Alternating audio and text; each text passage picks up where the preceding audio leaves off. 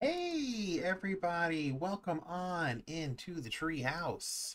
I hope you're having a pleasant Tuesday. Tuesday probably is not anyone's favorite day of the week. It's certainly, well, I would say it's certainly not mine, but I get to hang out with everybody, with all of you. So, Tuesdays are better. Tuesdays are better now that I get to do this with everybody here. So, welcome on in. Today's gonna be a little bit different. Um, Usually we play retro games on this channel. Today we're going to be playing a game that is not retro, a game that is the opposite of retro because this is a demo for it. So technically, it's the complete opposite of retro because it's not even officially released yet. So today we're playing Komorebi, which is the furry visual novel made by the next one made by Clace, who made Major Minor, and they also made Winds of Change, which you might have seen me play here on this channel over the summer. Winds of Change was fantastic, and the voice acting was great, and there's a bunch of really top-tier voice actors in this game, so I'm really excited. I think it's going to be great. I'm not exactly sure how long it's going to take to play this demo. It might only be a couple of hours. If that's the case, then the second half of the stream will probably jump back in to some Manjo 2E or something probably. Oh, dang. Okay. Yeah, it's okay. It happens sometimes. Sometimes I know I've had issues with you probably can't even hear me right now, but I've had issues with pairing wireless earbuds and stuff, and sometimes it's just like you gotta do a hard restart. But I hope you get it fixed. I'll type you a little message in the chat. So, no worries. I hope you get it fixed soon. I know that can. Oh, I don't think I spelled that correctly.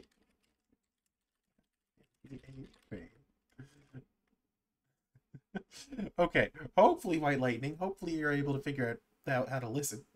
But I'm gonna get us swapped on over to our game. All right. Okay, let's see. I tested all this earlier. It should work. I know, like famous last words, but I think it looks like it's working. Look at that. Amazing. Amazing.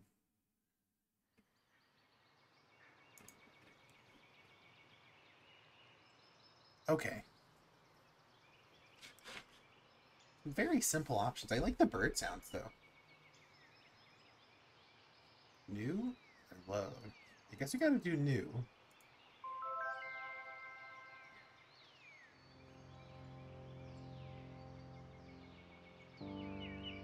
Welcome to Komorebi. Okay. You have chosen to take part in a personal experience. Have? I thought I was just playing a game.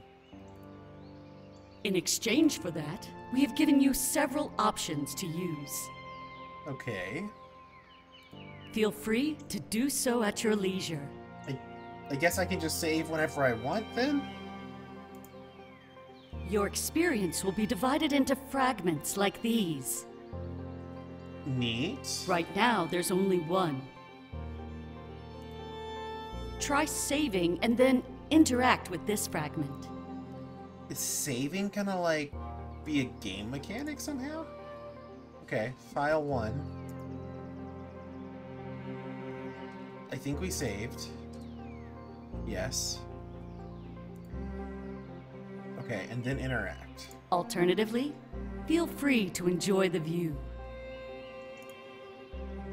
Wait. Do what? Can I, like, look around or something? I don't believe so.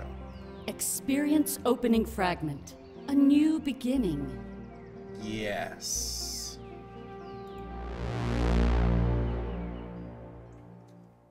So far, this is a lot different. Fear of the future must not define us. It is regrets of the past that make us who we are. I guess I can... Yeah, I can jive with that. My eyes flutter as I linger on the precipice of a peaceful sleep. Cars pass by and then fade away, lulling me like mechanical waves on a suburban ocean. However, as enticing as slumber may seem, this is not the time or the place. Okay. As we drive, I keep myself awake with pleasant thoughts, both old and new. Those vehicles that passed by, where were they going? Where did they come from? I dig deeper and start to wonder who those people were, who they loved and held dear. Billions of people, all with lives fundamentally different from mine. It's a lot to take in. But is that difference a good thing or a bad thing? I stop to think and I can find no answer. As many people say, though, the unknown is alluring. That's part of why I'm sitting here right now. Are we in a car? I assume we're in a car. I feel a tap on my shoulder and I let out a loud yawn. Oh, that's my loud yawn. Giving my friend a slight smile, it isn't long before I receive one in return. At least we're both on the same page. There's plenty of time to sleep later. Hey. Oh. You all right over there? Ever since we left the airport, you've been dozing off like mad. I thought it was pretty good company, you know? You're offending me. Because I fell asleep. I shake my head, as if doing so would give me clarity. Okay, so... we could flirt with him, just immediately. That's the very first option.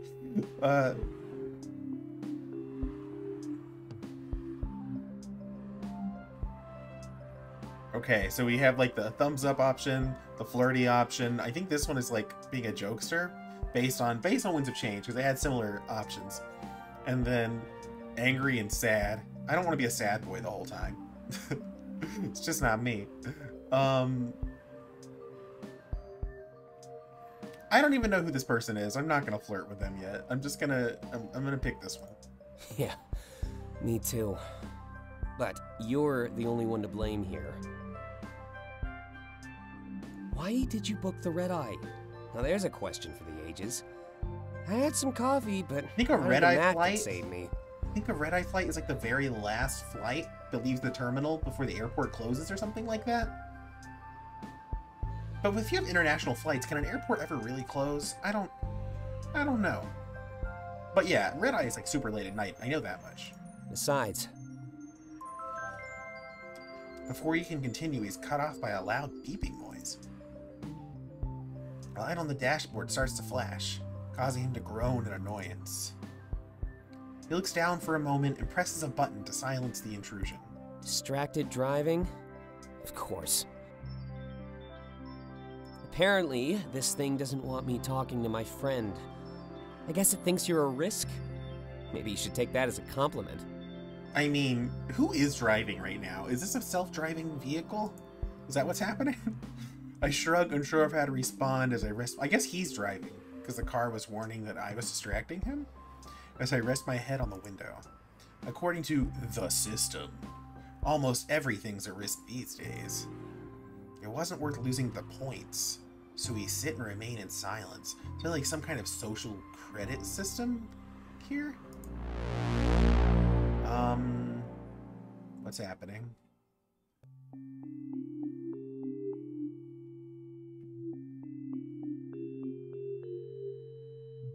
Okay. It's a nice little funny living room. A few moments later, the silence is finally broken. I'm thankful. It was starting to get a little awkward. But I guess meeting someone for the first time is always like that. Well, it was nice of him to pick you up from the airport.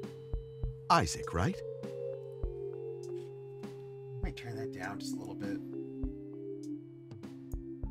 There we go. Isaac? I guess my name's Isaac now? Make sure to keep people like him close by during a change like this. Things may seem a bit uncertain right now, but remember, that's not a bad thing. What? What is this guy talking about? What kind of change? He fiddles with a few papers in his hands before pulling out a sheet. Placing on the table between us, he slides it over to my side of the room. I pick it up and inspect it for a few moments. It's a basic questionnaire. Is this like a therapist's office or something? If you could just fill out the basics, that would be great. I like this guy's braids. Obviously, I know who you are, but we need to leave a paper trail. What? You fill that out, and I'll decide our topics for the day, all right? What do we need a paper trail for? I'm still not sure. They didn't really tell me where I was going. I'm starting to think this is like a therapist's office, though. I grab the pen that rests on the table beside me. These sessions were always boring, especially, I wonder why especially is in yellow, especially the first few. A new city and a new counselor. Okay, I think I was right. I think this is some kind of therapy thing. Right back to square one. After filling out the form, I place it on the table and slide it back. The counselor picks it up, inspects it, and gives me a knowing nod. All that aside, I assume that you still prefer the name Delta? Delta? It was mentioned in the note sent over by your previous counselor. I'm kind of surprised that I didn't actually get to fill out a form of some kind, but maybe it just doesn't matter that much for the story. Don't worry, it's normal. A lot of people your age shy away from their birth name. I mean, I get that. My birth name feels like a name that was just, it feels like it's like a serial number or something. Like I don't really have any association with it. I'm just like, this is the title I have to use to interact with people in public. Why spend our lives with something that's been decided for us, right? Things are a lot more flexible than we give them credit for. Okay, I like this guy so far. That includes the future, a fact that people tend to forget. I'm not sure where he's going with this. He taps the papers against his lap to straighten them. Allow me to be a little blunt. I mean, we both know why you're here. I don't know why I'm here, but, please enlighten me. My practice focuses on people like yourself, those who saw nothing. Honestly, that's a very small group. It must get lonely for you sometimes. What? I shrug. There's a single question I like to ask my new patients. So, excuse the cliche, but how does that make you feel? Being alone while billions receive a glimpse of the future. Oh, so I know that there's some kind of, yeah, there's some kind of thing going on where everyone has like seen pieces of their own future, but I guess I'm one of the few people that didn't see anything. Does that mean I'm gonna die soon? I don't know what that means. I can see why that might make me need to go to therapy. If everyone else knew what the future was, but I was the only person that didn't, I guess it wouldn't be that bad. It would just be like now, except for that other people would know about their own futures. Okay. I thank him for rubbing it in, ensuring that the sarcasm is clear. It's the opposite, actually. Yeah, I don't give you some support. I don't think this guy was being a dick. Imagine being constrained by a vision of your future, consumed by it. You have what some people would call freedom, a truly blank slate. That's a good question. If you had the option to see your future, would you want to though? Because like, I don't know. As long as you can make choices to change it, I think that was not necessarily a raw deal. It's just only if like all your choices somehow always end up back at that same outcome. That's when that would be like, you know, I don't know. It's like, what? It's almost like, why do anything then? Remember, Komorebi is a relatively new phenomenon. Society has flourished for thousands of years without it. I looked it up, and Komorebi is it's a Japanese word to describe the way that light filters in through trees. They like have a specific word for that, which is pretty cool. Maybe they're trying to do that as like a metaphor for how people see the future. I don't know. I'm interested. Some would consider your situation a blessing. Don't forget that. I can see why they might think that. He's giving a speech that he's given many times before. Because of that, it loses its impact. I think our player character is a little jaded here. As I close my eyes, I just hope that this is all over soon.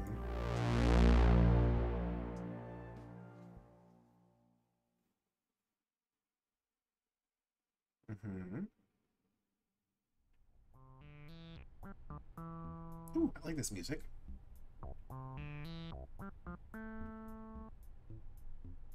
The TV report continues, and I open my eyes with slight hesitation. I don't think I could live in a house like this with a giant window and just like really sheer curtains. Like, all the curtains in my house are blackout curtains. I'm like, I don't need to see the sun. The sun doesn't need to see me. If I want to see the sun, I'll open a window or I'll go outside. I've only been here for a few days, and rest is almost impossible to find. A new start to your life is always stressful after all. At least I have friends. I can't believe they're making us watch this. I still don't know who this... I guess this guy's my friend, but what is his name or anything? I don't know. 100 years of visions? Nobody cares. Looks like Argus just wants to stroke their own ego. People have been having visions for 100 years? Where people are able to see 100 years in the future? What does that mean? Dante. Okay, this guy's name is Dante. Dante leans forward, taking the opportunity to chime in. Yeah. Oh wait, no, more this about is the Dante. system than anything else. Never mind. Maybe they should fix all the glitches before boasting. Watch.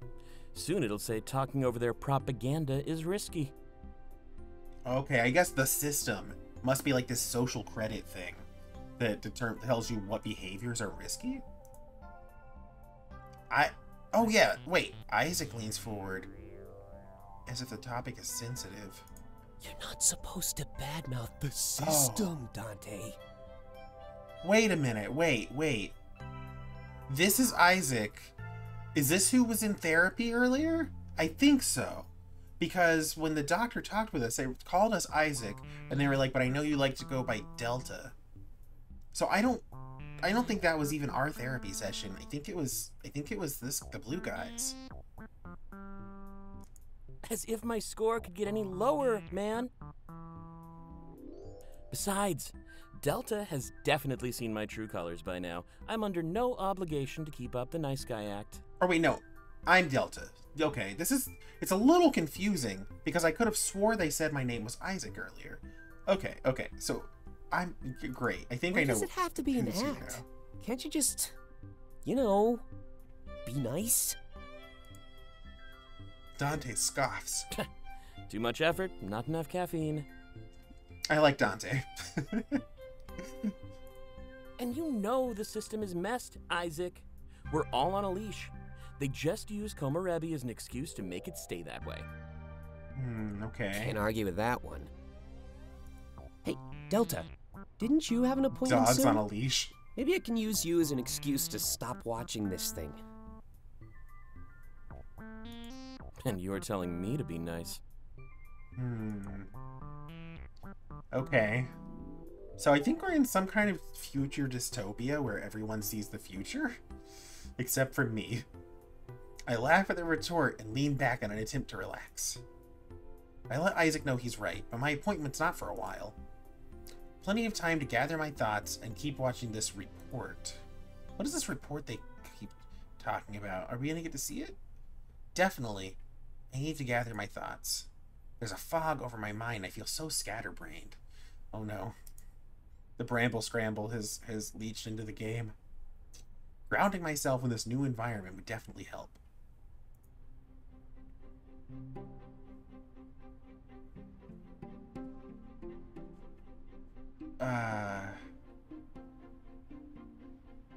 Interact with each word to learn more about it.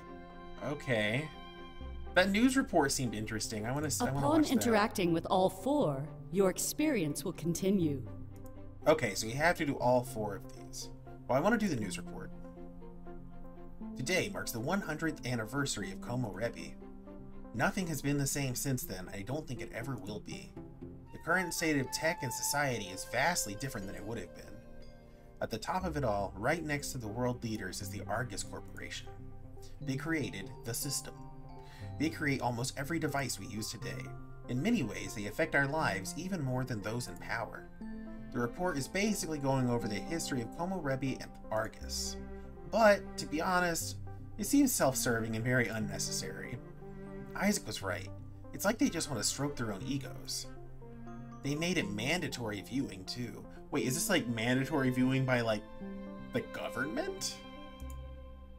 If you ignore the special report, you lose points. Ah. Social status is being held for ransom. See, this sounds... China has a system kind of very similar to this that they've begun to implement, where like your social standing is based on like the kinds of media you interact with and the kind of people you interact with based on what they do. It's not a system I would want to live in personally.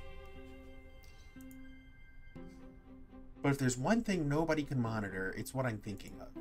So right now I'm watching. Also, yes, hey, also welcome on in, Gecko. Yeah, also it is, yes, there is also a great Black Mirror episode about social credit systems and the way that they can like manifest their social media to like destroy people's lives. Hopefully this kind of thing doesn't take off beyond China, but well, fingers crossed, I guess. We'll see. China is kind of influential. Oh yeah, no, yeah, absolutely. Well, I'm glad. Aw, well, I'm glad that you chose to spend your little quick break checking in on me in the treehouse. I hope work's not punishing you too much. Let's see. So, while I'm watching, I have time to gather my thoughts. Okay. Yeah, so we can pretend to watch this so that the government doesn't get angry at us. I guess we'll learn about Komorebi, since that is the title. One day, the world was changed forever. Billions of people experienced vivid visions of the future. How did they know they weren't hallucinations? They could not be mistaken for dreams. It was true precognition. The visions people had followed them for the rest of their lives, replaying at the worst possible times like intrusive thoughts. Whether they were positive or negative in nature, these visions still consumed lives. Nobody knew how or why it happened, but it's too late. Chaos ensued. Okay. Those who saw personal success went to great lengths to fulfill their visions. Those who saw failure did anything they could to avoid them. That's the thing. I feel like if you had a vision of your future and it was terrible, it could just be a good motivation for you to get your shit together. Unless you just... that's the thing. That's the thing here, is whether or not people can decide what, you know, like if your choices can prevent those visions from happening, then I think it's not necessarily a bad thing. But if you're just like fated, then I'd rather not know. It wasn't just a one-time event. Oh, it overstayed its welcome. Children and grandchildren grew up alongside this phenomena. They too experienced their own visions around the age of 13. The world became obsessed with the future, obsessed with Komorebi. It was a world describing sunlight that shines down through trees, a simple poetic metaphor for the visions filtering into our world.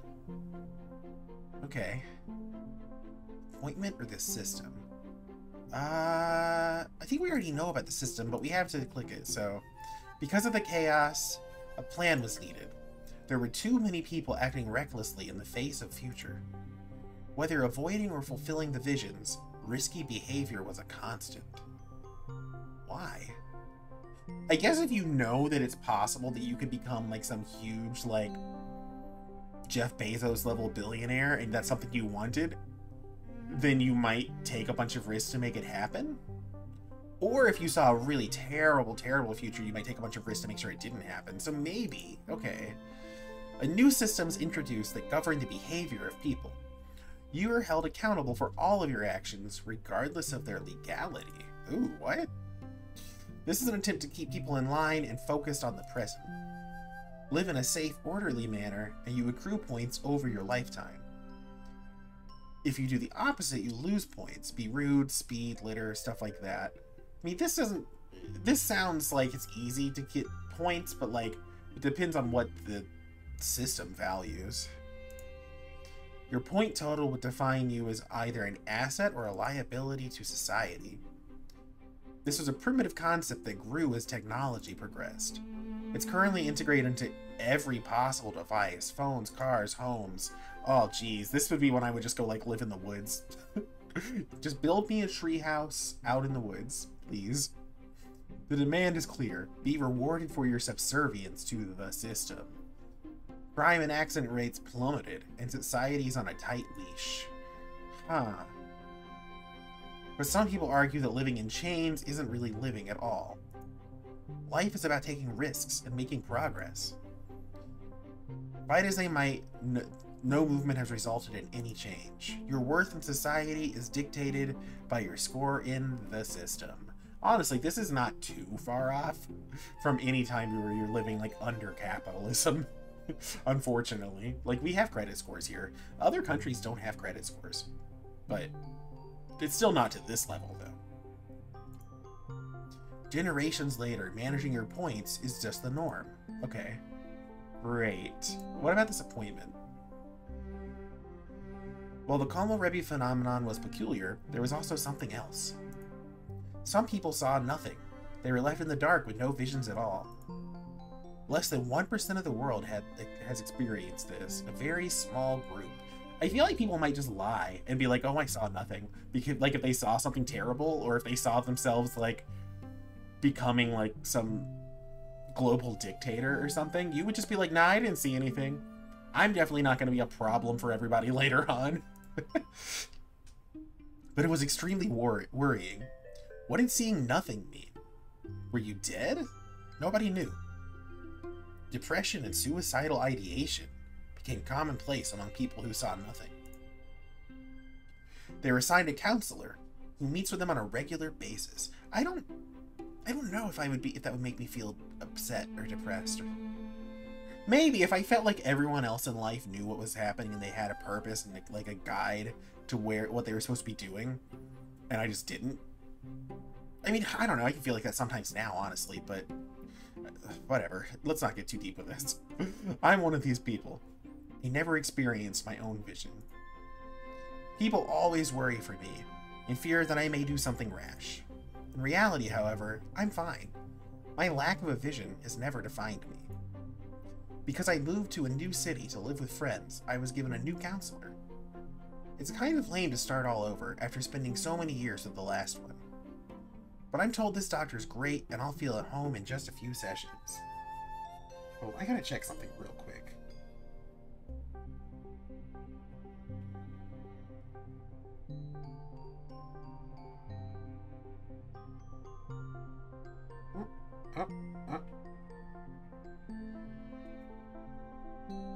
Okay. Okay, great. Anyway. I just had to check a setting on something. Okay. I let out a soft sigh. Everything feels better. It's crazy how much a quick mental breather can help. My last counselor is the one who taught me that. He told me that our mind is like an office full of filing cabinets. We don't gather our thoughts, they just lay around piling up. We need to set time aside to process and filter them. Sometimes, a simple metaphor can really change the way you think. Okay.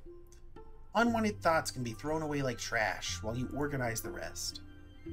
I wish I could throw away unwanted thoughts like trash. What? If you have that level of mental control... If our mind was a physical space, we'd never neglect it. We would keep it immaculate.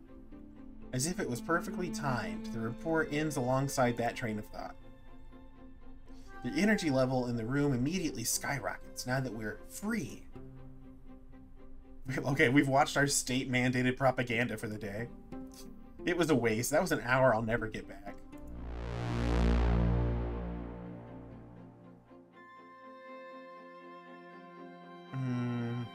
Okay, what's... I guess we're back at the therapist's office now. Something tells me these first few sessions will be a total bust. I never found it fun to talk about myself, and now I'm forced to do it. Hopefully, the notes my last counselor sent over will help him get up to speed. You know, you're something of an anomaly to me. Most people in your situation have less than stellar scores. What am I being scored on? But you seem to exist in the middle, a truly neutral ground. A preliminary look at your risk profile shows me almost nothing. But on the other hand, you haven't done much to gain points either. Another ambiguous statement. I ask if that's good or bad. I don't know, actually. I wouldn't be able to tell you. I mean, you told me it wasn't good or bad. You said it was neutral. It's a little ironic, though, isn't it? In regards to the system, I mean. Your score is meant to define you as a person, yet you elude that definition. Okay. Then again, I'm no stranger to attracting those that go against the norm. Would you mind answering a few personal questions for me, Delta? Nothing too intrusive. I just want to get a feel for who you are. I mean, isn't that kind of... Sure, yes. I nod, seeing no harm. Yeah, exactly. This is why we're here. Like, sure, of course. You're gonna come to, like, a therapy session and just sit there silently and not talk about yourself. Well then, let's start with the basics. Why did you move here? What did you leave behind? Big life changes like this are rarely without cause. Shrug, unsure of where to start. There's a lot to say, and little time to say it. At least we have our first few sessions cut out for us. Okay, I guess we're doing another transition.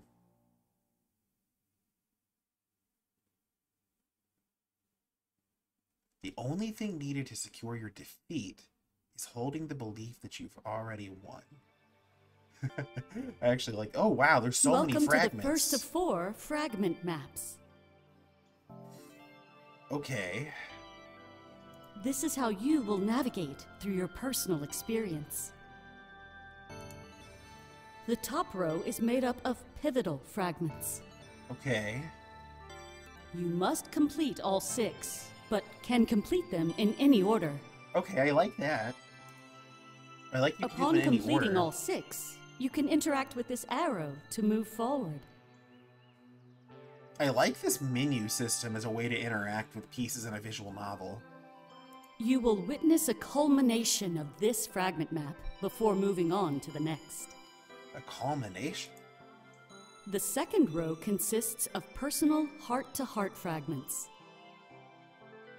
Okay. These are optional but highly recommended, as they are the key to forming bonds and relationships. I wonder if I need to do the pivotal stuff before the heart-to-hearts? Because in, like, Winds of Change, you had the option to do heart-to-hearts, but it was after you did a lot of plot, so you knew who these characters were. Right now, you only have access to Isaac and Dante, but that will change as things progress. The bottom row consists of supplemental fragments. Okay. These are skits based on exchanges made in your group's chat room. Our group's chat room? Where's the chat room? For your benefit, they will be portrayed just like any other fragment. Upon completing a pivotal fragment, you will unlock a journal entry. Okay. These explore Delta's personal thoughts as events slowly unfold. This is a really interesting way to, like, organize the UI for a visual novel. I've played a lot of furry visual novels, and I've never seen anyone do a system like this exactly. There will be 5 to unlock in each fragment map, and they unlock in a predetermined order. Should you wish, you can Okay. also toggle the nostalgia filter. Ooh, what is that? This will apply a vintage look to your experience. You are now ready to continue your journey unhindered. Check marks will Okay. appear beside completed fragments, so you can monitor your progress. It is also recommended that you alternate between various fragment types. Okay. Enjoy, So and they're make saying- it an experience to remember. Okay. So they're saying we shouldn't do, like, the whole top row. We shouldn't, like, work our way across from top to bottom. What is this filter?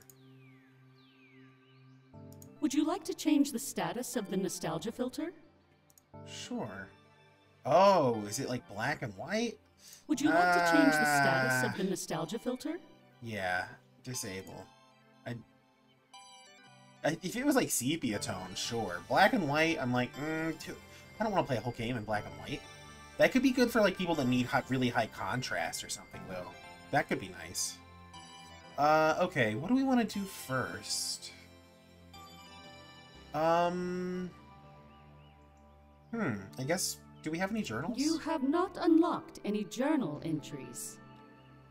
Okay, this looks like it's in a kitchen. Let's do this one.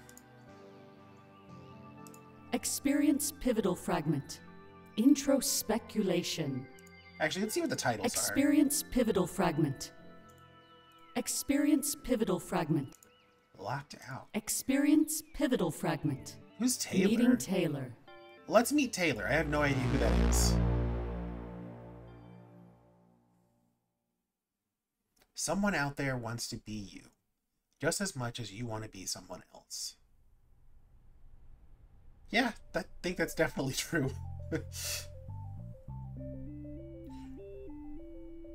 I sit at the table with Isaac and Dante, chipping away at my dinner. Eating as a group isn't something we do every day, but today is special. I finally get to meet Taylor. He's pretty busy, so I've only seen him in the group chat. I know he's a streamer and an internet personality, but I don't know much else. Interesting. Okay. I don't know if I would call myself an internet personality, but let's see. It's cool that someone popular like him wants to hang out with me. I've heard a lot about him, so I signed up for this group outing with no hesitation. I'm told this is the spot for our group.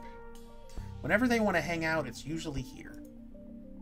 Apparently, they have the best hangover breakfast. Damn, Delta! You're inhaling that! Can't tell us we're exaggerating anymore then. This is the best place in town. Full stop. Yeah, definitely excited to come here Saturday morning. It's part of your master plan, isn't it? Hey, plan? nice try, Dante. No more info till Taylor gets here. And even then, we should let him and Delta get to know each other. Are they trying to set me up with Taylor? Is that what this is? Don't you think the nightclub would be better for that? You know how Taylor gets after a couple drinks. Yeah, I guess you're right. Total lightweight, that one.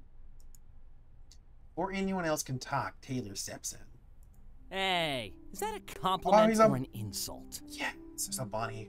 Like my favorite character in their last game, Winds of Change, was Fortane, the rabbit. So I'm really happy we have a rabbit character again.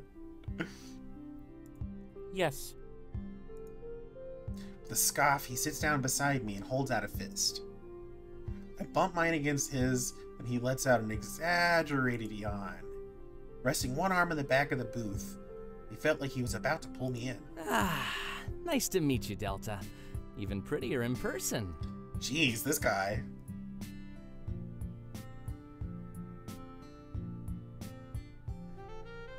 Sure, he's already flirting with us. I'm gonna take that as license here.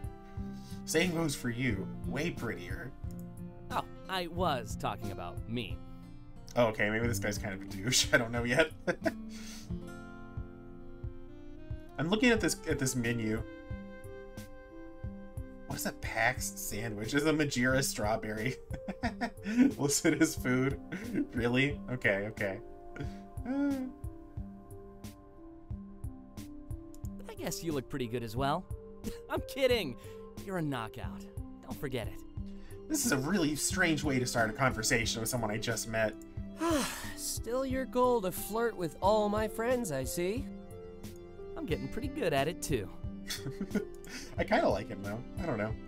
He points his arm from where it was. He moves his arm from where it was and points at the table. A pair of headphones in front of Dante. They get Taylor's attention. Oh, those are the headphones my chat bought you? Oh, yeah. And he kept his end of the bargain, Isaac? No more loud music keeping you up at night? Surprisingly, he did. Perfect. No more fighting now, you hear me? Someone's got to keep you kids in line. Anyway, let's get down to business. This whole nightclub thing, I looked at their website and not a single special event is listed. Are we going to a nightclub? Yeah, this is private. Just for us. Wait, we have a private nightclub for like 3 people? That means the whole news thing probably won't happen. But the other plans haven't changed. We still have an open bar. Perfect. That's all I cared about anyway. Wait, we have a whole nightclub to ourselves with an open bar? Someone's gonna die of alcohol poisoning, jeez. Wait, what happened? That's a pretty big change to gloss over, man. Why was the media even a possibility in the first place? Oh, right. My bad. They never announced the event, so nobody knows they canceled it. The plans that I have are still in full effect, though. Don't worry. And those are... I like how they just kind of drop you into these people's lives with like very little explanation. I'm introducing all of you to a new friend. He's in town, and he said drinks are on him. Like a lot of visual novels, they'll do that kind of, well, where there's like a social group that, you know, maybe you don't know and you get introduced to them and you interact with them and stuff. But this is like you literally, like, you already know these people supposedly, and you just like pop up in the middle of the story, which I kind of like. I like books and media and things that do that, where they don't treat you like a dummy. They're just like, you can figure out what's going on, right? That's all you get, though. The rest is a surprise. For real. Also, I really like this cafe track. Just kind of like vibe with it for a second.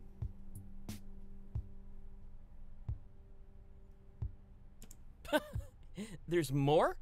That seems like all of it to me. A friend is visiting and buying us drinks. You timed it with Delta's arrival, too. Yeah, that's basically it. Isaac lets out a nervous laugh and rubs the back of his head. You can tell he's acting. He's got more planned, for sure. Oh, I've got it. I know who we're meeting. Huh? Isaac went and got himself a sugar daddy. What? I guess Argus isn't paying good enough anymore. Oh, Isaac works for Argus? What? No! Okay. That makes perfect sense, actually. Unless you'd like to prove us wrong. This is such a nice track. Oh my gosh. Oh! I see what you're doing. Nice try. It's not going to work. Just wait until Friday. It's not even that far away. Speaking of which, you're all still down to pregame? Oh man, I can't remember the last time I like pre-gamed before going out to like a party or an event or something. Jeez, it seems like that was like another century. Sounds good to me. I'm making a big list of snacks, too. I'm down for the snacks. I'll pick up some of the booze and juice. Let's get started around 4 p.m. Sound good? Day drinking? Day drinking. Okay. Apparently we're all just gonna get drunk at 4 p.m. A moment later, the server comes and hands us our bills. I notice mine has the discount Isaac assigned to my identity. What does that mean? This is a good time to ask him more about it. It still feels wrong. Oh, he did that to you as well? Oh, maybe Isaac's giving all of his friends a discount on, like, everything since he works for Arcus? He fooled me too, I gotta admit. All of that stuff is just taken out of his paycheck. And What? if it's not, he's just abusing his friends and family discount. He's definitely not as dark and brooding as you think. I mean, I don't want him to have to pay for everything. That's crazy. Thanks for ruining it, dude. I just wanted to be nice and impress Delta. Besides, it's a valid cover-up. Nobody really wants to accept pity money. Pity money, oh my gosh. The fact that I'm jobless is now more apparent than ever. I appreciate Isaac's gesture, but I did save up a lot before moving. It'll help me out, but it wasn't necessary. I thank him just to clear the air. No problem. Glad to know you appreciate it. I always want to help, no matter how it comes across. It just felt better to remove any chance of offending you. That's an interesting tactic. I mean, if I had a super rich friend that wanted to, like, pay for my food and shit, sure, whatever, great, thank you. But, like, to, like, do it this way, like it's, like, a secret is kind of strange. He glances at Taylor as he says that. I'm assuming he didn't react well to Isaac's pity money. But I actually I can understand how that would wound someone's pride. Well, I've come to love it, trust me. But right now, there's an even bigger dilemma at hand. He opens the menu and looks it up and down. Just what do I order? There must be more on the menu than just what's on this menu we can see, because people were eating dinner, and I don't know how many Majira strawberries it takes to make a filling dinner, but it's probably a lot. Maybe not many. Then again, if you eat a whole pink fox, maybe not. Maybe not.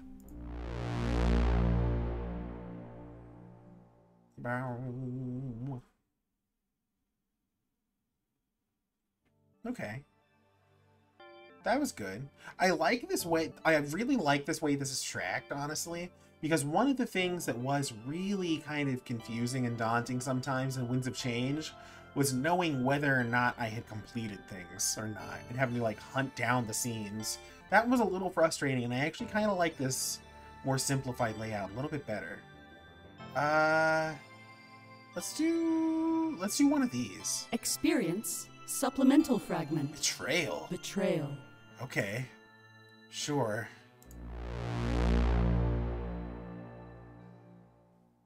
Betrayal.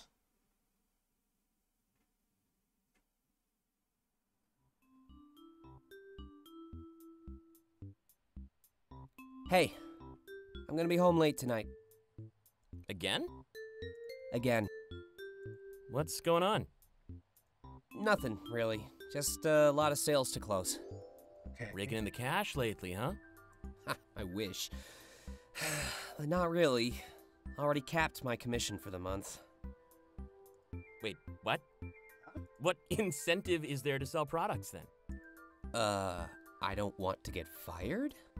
Wait, so Isaac's basically working for free at this point because there's a cap on his commissions? What? Oh, valid. Besides, I'm hoping to nab that promotion next year. Putting in this extra work just seems like the right thing to do. That doesn't sound like a healthy work environment. I've never had a job based solely on commission. Like, if you're selling products and you get a percentage. But having a cap on it seems abusive. You're still on about that? Of course. I don't know if that's a good idea. Why not? I like that they made the inside of Dante's mouth this light purple.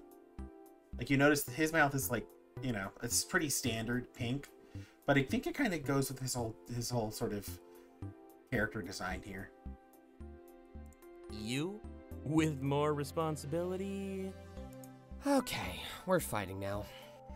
I'm prepared. No. Oh, the bunny's here. Remember what I said about fighting in here? Either way, good luck with the promotion. I bet it's already yours.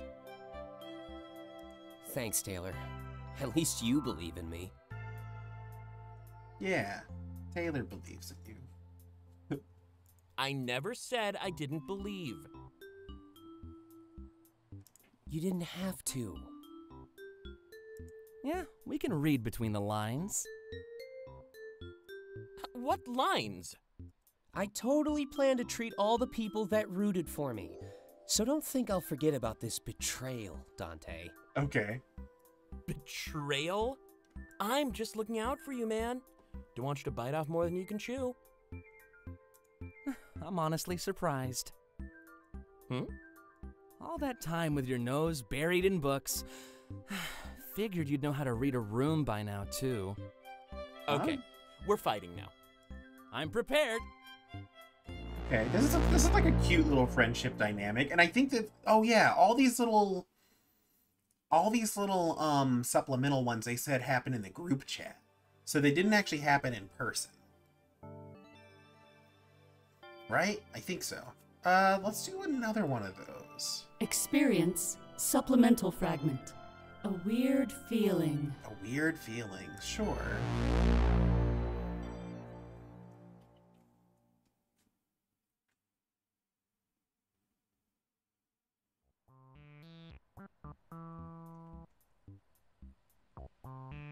I'm on my way over. But admittedly, I'm a little bummed out. What's he bummed out about? What happened? Also, we're almost set up for the party already. Well, I was really getting into this show. Like, the next episode was supposed to be all-out war. All-out war? But instead of that, they focused on completely different characters. Just moved to the other side of the world at the worst possible time. Is this Game of Thrones? Did it all take place in the same room? Yeah. That's a bottle episode, man. A bottle episode? Bottle episode? And you thought Quantum Leap sounded weird. What's a bottle episode? It's just something they do in the industry. It either kills the momentum or becomes a masterpiece. I guess when an episode of a show takes place entirely in one room? Plan to elaborate at all? Well, he mentioned they were going to war, right? They probably need to put a lot of money into that. You know, like CGI, music, all that fun stuff. Oh, I see what you're saying. So far, as far as character design and facial expressions and stuff, Taylor's my favorite, but I think maybe it's just because I have a bias against not necessarily a bias against canines, but there are a lot of heckin' canines out there, you know? Give us more cuties like this bunny. It lets them put more of the budget into the important episodes. They typically reuse sets and focus on main characters with no secondaries. So what you're saying is that the next episode will be incredible. Incredible. Well, they could be, but I don't know. I actually prefer the bottle episodes myself. A smaller, more intimate character study? Right up my alley. But I've never been one for fight scenes and explosions. I'm pretty sure this scene is a bottle episode. Hold on. You've changed the way I think about TV shows. I just figured every episode had the same budget. Ooh, not even close. So that one episode with the fly in the lab? Bottle. What about the one where no one's ready? Big bottle, and an instant classic. Sometimes they take the easy way out and just do a clip show episode, you know, highlighting all the best times those characters have had. Oh, I always thought those were just pure fan service. Yeah, I'd take a bottle episode over a clip show any day of the week. I'm just looking at how they've drawn his ears here, and it's really neat the way they did, like, rolled the ears, but let them kind of flat and open at the tips. I don't know. I appreciate that. Hey, guys? Yeah, what's up? Do you think we're in one of those right now? It's getting too meta. What are you talking about? Oh, and see, they didn't give him paw pads either, because rabbits don't have pads. They paid some good attention to detail, honestly, designing him. Like species level detail. I mean... Actually, I don't know. I just got the weirdest feeling. Care to elaborate at all? It's already gone. Just lasted a few seconds. Honestly, I wouldn't even worry about it. Suddenly the game has become insentient. Oh, I am absolutely going to worry about it. He's probably just been reading too many books. That is definitely not the case. Are you saying I don't read? I'm only saying it because you don't. I used to read a lot. Like, I used to be like a voracious reader, and then college and graduate school kind of beat that out of me to where, like, oh, I'll read a book maybe once a year now, and I used to read like a book a month at minimum. But like, the joy of reading was like stomped out of my soul by school. Hey, what's the last novel you read, Isaac? I hate all of you. Poor Isaac.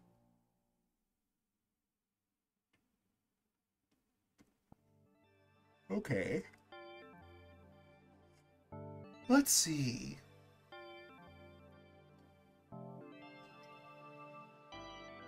I want to do one of the top... Wait, do we unlock any... I think I said every 5 things you do unlocks a journal? We've done 3, so... I don't want to do the heart-to-hearts yet, because I feel like I want to know a little bit more about them before I go into one. So, I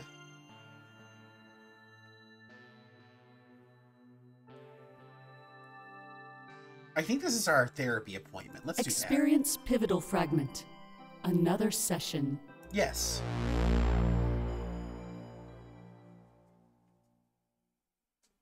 Everyone deserves a chance to start fresh. Even you. Everyone? Like serial killers? I don't know about that.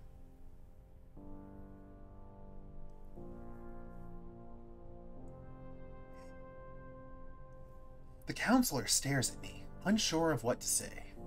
A few sheets of paper in his hand divert his attention. I can tell he's reading the notes from our last session, our first session. So this is session 2 then. We didn't get to cover much ground, but it was still a nice experience. I was worried we wouldn't get along, and that was a stressor. He seems nice though, and a lot of my worries have dwindled. Terribly sorry about last time. I hate cutting things short. But when our safety is on the line, I have to make some tough calls. When our safety's on the line? That protest seemed pretty heated. I hope they didn't give you any trouble. Oh, okay. I wonder how this guy got that scar on his muzzle. I shake my head. I had no issues getting home. I don't think the protesters wanted to hurt anyone. They want change. Obviously, some would fight for that change, but no hands have been forced yet. Interesting times we live in, hmm? Pay a group no mind, and eventually it'll grow unchecked. At this rate, the heads of August might have to get involved. But let's not worry about that right now. We're on the clock. There's a couple of things I wanted to ask you last time, so let's start there. With how calm it is outside today, I don't think we'll have any issues. Okay. I don't really need to be here, but I don't want to lose any points either. It seems like we're in a stalemate, until he clears me as a patient. I only saw my last counselor for so long because it was part of my normal. With a big life change like this, I wanted to leave that stuff behind. If he can deem me mentally fit, I won't have to see him anymore. Oh, okay. So this is the prove you're not crazy minigame. That could be easy or hard. It differs from doctor to doctor. But with how we're getting along, I think he can tell that I'm doing okay. I've said many times before, my lack of vision never held me back. This one is actually a bit atypical, but I'll ask it anyway. As we've already established, you're a bit of a unique case. So, if you had the option to experience a vision, would you? I think my answer would have to be no. I think personally I would rather not know the future. That's like, I don't know, yeah. I know you say you're fine without one, but this is a different angle. If I could offer you a vision of your future, would you take it? Keep in mind that you might not like what you see. Not at all. Yeah, I think I would be okay without that. All right, I'll take your word for it. You're a really interesting person, you know. I like that. Most people like you crave Komorebi. To be like everybody else. If everybody else is, like, tortured by the things they saw and, like, it dictates the whole course of their lives, then yeah, I would rather not be like them. I've never found any merit in that, though. Trying to be like other people only makes you forget who you are. There's a certain beauty in embracing what makes you special. Totally. I wonder if this therapist is one of the people that are like me and hasn't had a vision of the future. There used to be a time when you couldn't do that. At least not without being judged by your peers. Even a few generations ago, psychics were a laughingstock. But then Komorebi came along and turned the tables for everybody. My point is that society moves on to a new fad almost every other day. Trying to stay current, trying to fit in, is generally a bad idea. I like this therapist. He's spitting some wisdom here. Be yourself, Delta. Your time in the spotlight will come eventually. Or not. Not everyone gets a time in the spotlight, but sure. But yeah, trying to like constantly keep up with whatever's popular or hot to like somehow push yourself into the limelight is not healthy. So I'm definitely on board with this therapist whose name I don't know yet. Regardless of your thoughts right now, in the future you may feel pressured to fit in. I try and give my patients lessons that they can use for the rest of their lives. So even if I end up clearing you as a patient, you'll be just a tad wiser. Tad. I wonder if they're doing these for like emphasis? Like it's a stressed word? Or if I'm supposed to be paying attention to these. Because I've seen a few words that are in different colors. You know, when he puts it that way, it sounds kind of cool. I may not need a therapist, but maybe I shouldn't think of him as one. He's like a mentor, an older, wiser person that can teach me valuable lessons. As I was saying, Komorebi changed the way we see almost everything. We look back on history and see prophets all the time, but we never believed them. Seers, soothsayers, fortune tellers, we see them littered throughout our past. But now it's impossible to justify our skepticism. In fact, it now seems unreasonable to deny. Who's to say that Komorebi wasn't gifted to special people in the past?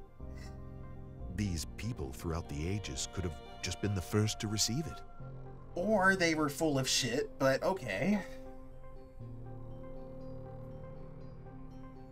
Gifted to special people. So our options are, it seems more like a curse.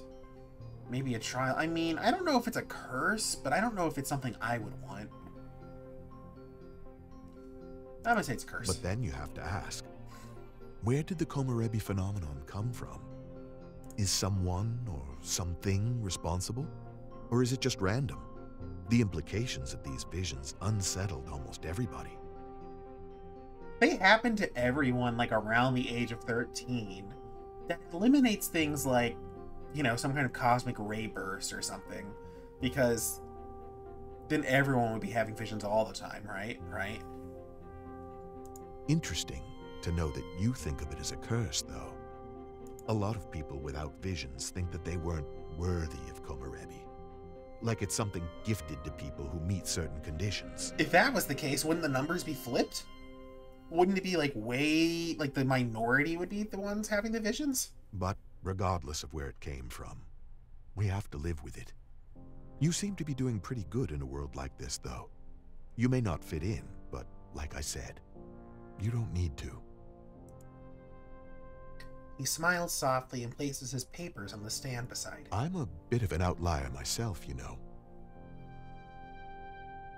There's a reason why I counsel people like you, Delta. So when I talk about not having visions, just know that I speak from the heart. See, that's what I thought. That's what I thought. A lot of things you feel over your lifetime, I already have. Doubts, fears, depression.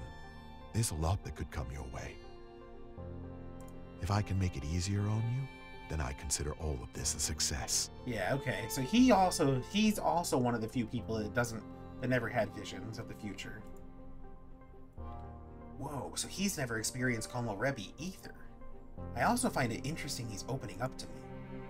Until just recently, it seemed like he was reciting a self-help book. You might not experience these things for years to come.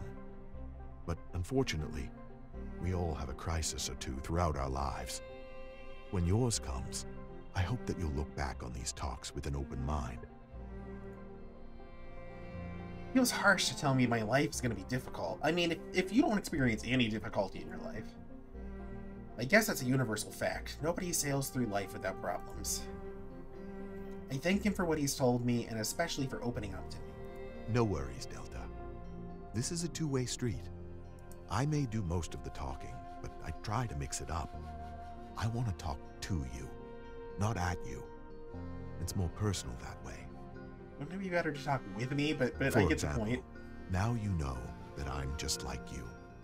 My advice may have seemed generic, but it came from experience, and that, as they say, is the best teacher. So I think we'll mix together well. Let's talk about that during our next session, though. We're almost off the clock. I'd hate to get cut off in the middle of something like we did last time. Just be careful out there when you leave. Could be another protest.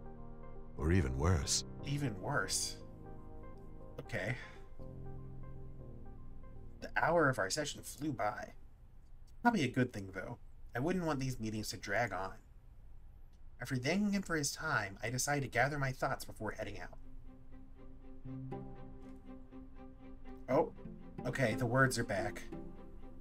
Interact with each word to learn more about it. I'm interested in Argus because I think that they run the social credit system, and our friend Isaac works there. Upon interacting with both, your experience will continue. But yeah, so what would you do if you had the option? If you had the option to have visions of your future, whether they're good or bad, or to stay as you are now and not know your future, what would you pick? Do you think it's a curse, or do you think that it would be like a blessing somehow? I mean, I'm actually interested to see what people's opinions are on this. Okay, so Argus is in the hands of the founder's child or children. It's been way too long to be in the hands of just a single generation. But no matter who runs it, their influence on society is clear. A world without the Argus Corporation would be awful, would it? At least that's what we think. All we can really do is speculate. Either way, the influence and power of this single corporation is immense. They have a monopoly on everything, and they use it to maintain order. Could be worse. They could use their power for nefarious purposes. I mean, that sounds nefarious in and of itself, if you ask me, but okay. Not worth thinking about, though, as there's far more real issues at hand. Namely, the protests and the people that live outside of the city. The Zeros. Oh, I bet these are the people who have like a 0 credit score. Huh. Interesting. While the system is presented as mandatory, some people still dodge it. They have no score, no identity, and they live outside of the city in their own communities. They're known as Zeros. They were originally a small group. Since then, they've grown. But as they grow, so does the size and scope of our cities. The Argus Corporation is slowly but surely encroaching on Zero territory. They're running out of space, and the integrity of their communities is more and more at risk. Some people say they deserve it, but I don't think it's so black and white. Either way, these protests aren't violent, and they aren't calling for any substantial change. Zeros just want the ability to go into the city legally and buy what they need to live. They need this because the loss of space means they can't make enough on their own. I'm sure they'll reach a mutual conclusion, but it's odd how involved Argus is. They have such a sway with world powers, but I guess, as people say, they did save the world. Did they save the world, or did they just institute a system to control everyone's behavior? It seems almost like Argus is more powerful than the government, but okay. Maybe they're simply collecting what they now believe is their reward. Alright. Alright. Interesting. 1, 2, 3, 4... Okay, we had to do one more before we can unlock a journal.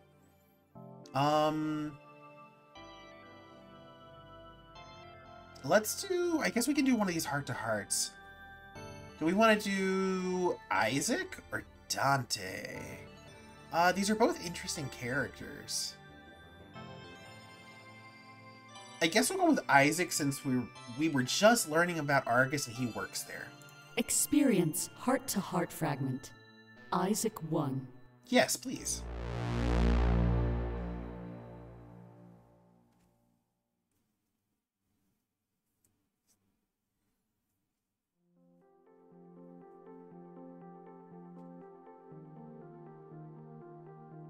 I enter the living room and notice Isaac sipping a light beer. TV is on, but he's not really watching it. He's distracted. There's something he wanted to talk about. I hope I didn't do anything wrong. He notices my entrance and smiles at me. My anxiety starts to dissipate.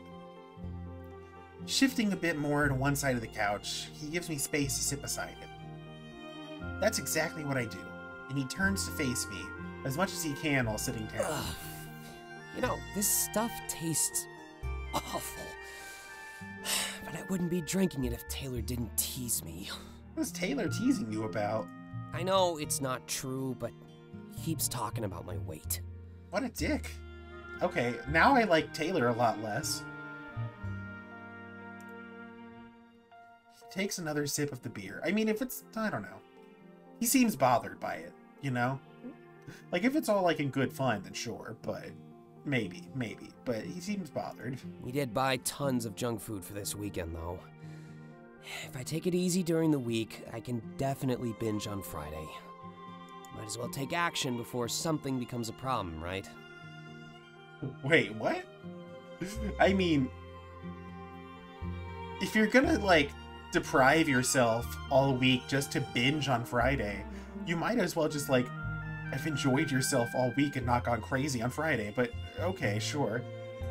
That's an odd thing to say while drinking a beer at 2 p.m. True. Sometimes we just replace one problem with another. But don't worry, I care too much about work to do something like that.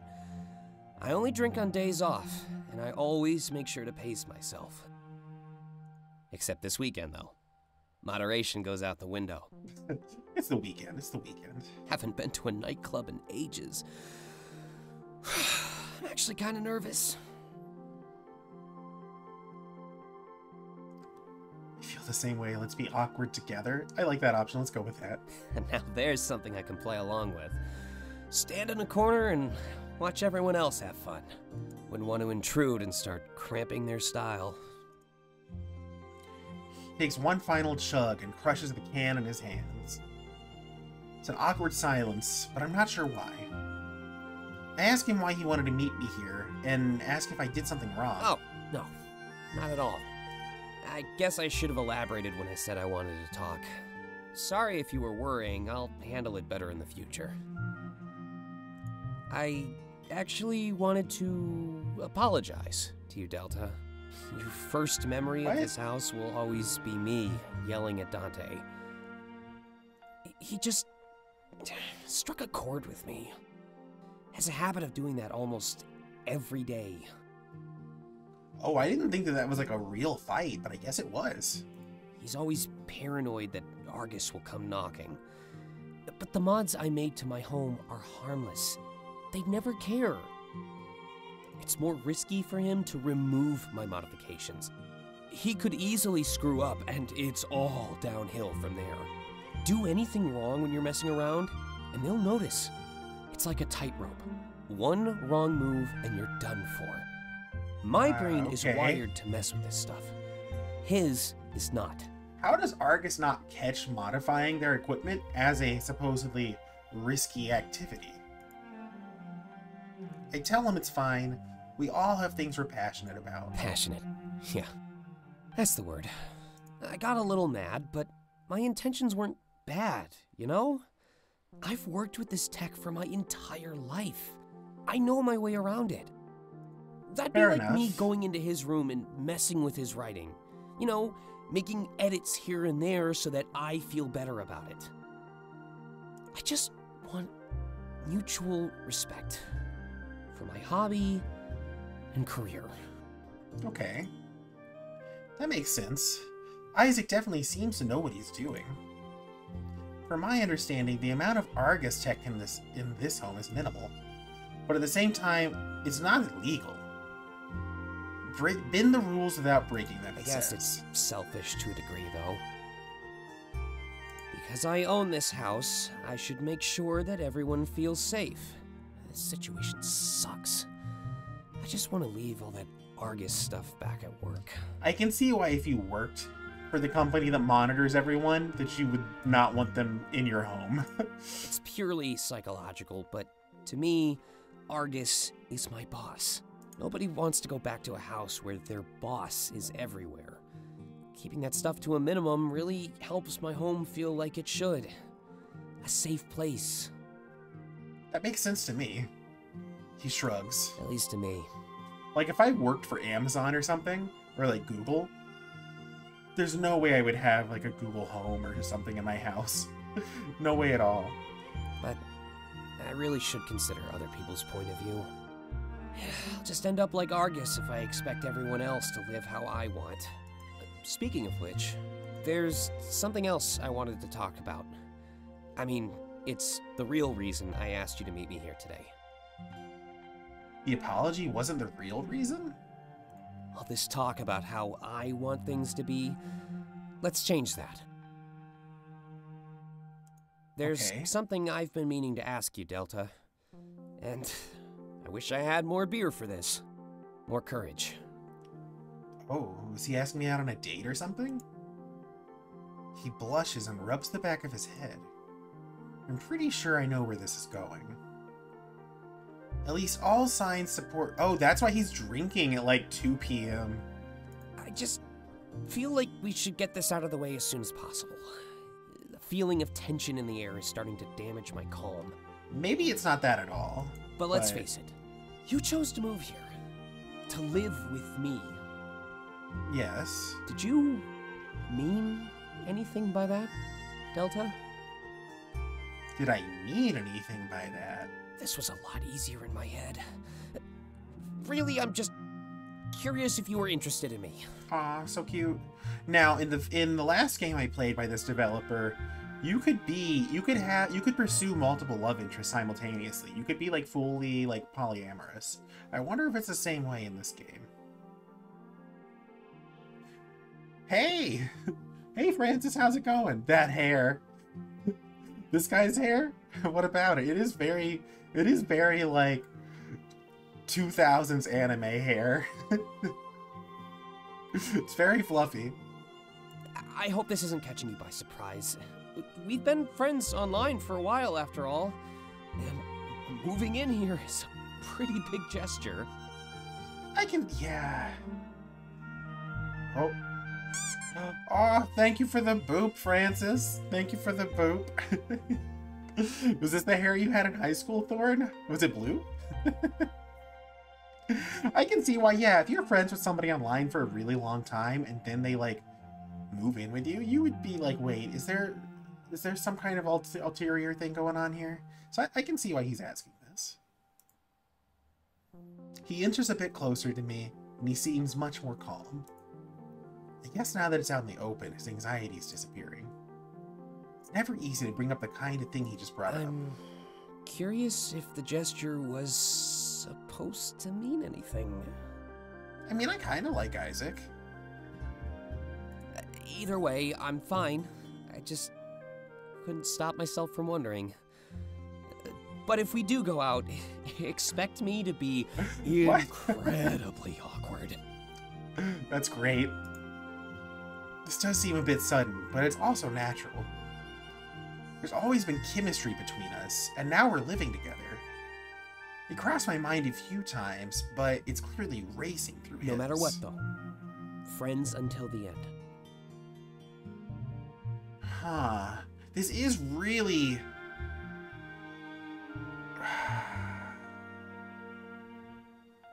This is, like, really sudden, though. Like, the game just started.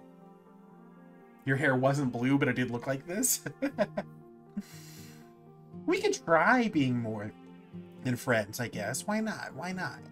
You know? You miss 100% of the shots you don't take. Glad to hear it, Delta. Edgy tiger. Maybe Thorn was like a bit of an edgelord in high school. I don't know. That was before I knew him. Took a real shot in the dark, but my aim was on point. You're willing to try, and that actually means a lot to me. My strategy in Winds of Change was to date anyone I thought was even mildly cute. So we're just gonna go with that for now and see where it ends up. He places a hand on top of my leg. The world could use more people like you. Oh, that's nice. Willing to embrace new experiences, new people even. Everyone else seems to be a creature of routine these days. Argus has made sure of that one. But sometimes a routine is more like a prison. So, let's embrace our freedom. Let's drink beer at 2 p.m. Sure, why not?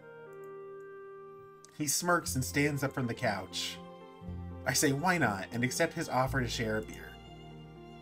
The air is clear and it seems like we can carry on like normal. Alright, but let's not do this every day. Next time we'll go to the coffee shop and hang out. You know, it could be our first date, or whatever. Okay, that sounds fun. He leaves the room to retrieve more beer. I feel like our bond will become stronger because of what just happened. Not only did I learn a lot about him, but we made our situation more clear. This is another milestone in my new life. Every interaction I have while I'm here will settle me in even more. It doesn't feel like home just yet, but every second does more to change that. Okay. I guess a nice part of doing a game like this and these little fragments is that you have the option to like pick it up and come back whenever you want. It's not like you're trapped in the middle of like a really, really long sequence or something. I think we have a journal now. View which journal entry? Oh, we have 2. Oh. This is a lot. Okay. I moved in with Isaac. I feel so weird to say. I've been dreaming of a new start for such a long time. Now that it's here, it feels kind of surreal, like a dream. Dreams are good, though, especially when the alternative is a nightmare. But I don't think I'll have to worry about that. I might worry about Dante, though. He seems to disregard a lot of Isaac's wishes, and their personalities clash all the time. But they seem to use that as a springboard to become closer, instead of an excuse to drift apart. I feel like we could learn from that.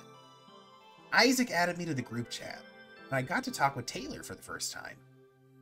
We're gonna try to organize an outing in a few days so I can meet with him for real. Yeah, so that happened, yeah. He's a pretty popular streamer, actually. I could even tell from the energy he exuded over text that there was something special about him. I wouldn't throw the term born entertainer around easily, but he's definitely a born entertainer. I could tell he's a bit cautious about his public image, though.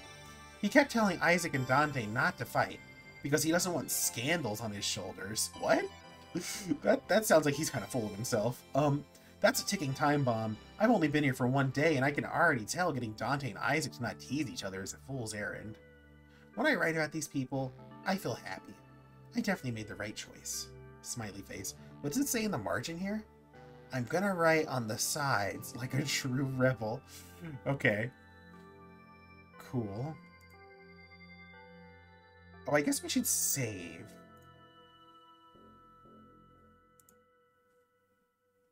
And then we have a second. View which journal entry? 2. Oh, the year is 2041. Okay, it's Monday, December 16th, 2041. The margin says we're all just numbers in a computer? I mean, that's technically true. These characters are all just numbers in a computer, because they're in a game. Let's see. Isaac left his lunch at home today, so I had to bring it to him at work. His store is pretty chill. He even told me his manager's always hiring, so if it came to it, I could work with him. Only if I need to, though, as a last resort. Working with friends can destroy your productivity. There's also the fact that we'd be competing for sales. That's never a good thing to do with people that are close to you. Not that there'd even be a competition. I mean, I'd clearly win. I do feel kind of bad for Isaac, though. He mentioned that he lost commission on a lot of sales. I guess people who were up to no good decided to con him into selling them stuff. He told me he could lose points because he's basically enabling their crimes. Oh shit, what? Since when is ignorance a form of complicity? Isaac's 100% innocent, and I'll always have his back. What crimes could they have even been committing? And why would they need to buy so much stuff? Maybe I'll ask Isaac sometime. If they dock points from his score, they better give him every last detail, or at least let him contest it. But I guess if Argus didn't want to tell him, they could hide behind the new glitch in the system excuse, a blanket statement that seems to absolve Argus of any wrongdoing lately. It's pretty weak. Anyway, my mind's just running wild. I wasn't even planning to write in this journal today, but it's late at night, and Dante's blasting music while he works. I'm pretty sure I can hear Isaac fuming all the way from my room. He's still into this in a smiley face. Okay. What do we want to do next? Let's do this one. Experience supplemental fragment. Delta's arrival? Okay. It's interesting how you get to experience things out of order. But since the whole game is kind of about seeing the future, it makes some sense. Delta has officially arrived. Sweet! And not a moment too soon. Everything going good so far? Yeah, definitely good. And listen up. All that stuff Isaac yapped about, it's totally true. Huh? Hey! He means that in a good way, Delta. Don't worry, it's not like you're a stranger. That gives you an instant edge in my books. Yeah, reputation was definitely preceded. We heard all kinds of things. Some of them were even good. Okay. Either way, it's nice to see somebody live up to the hype. Thanks for coming. And allow me to say, welcome aboard. Yeah, I'll echo that one. Welcome aboard. Remember, now that you're in the group chat, it's official. Oh, I forgot that all these little speech bubble ones don't actually happen in person. They're all in a group chat.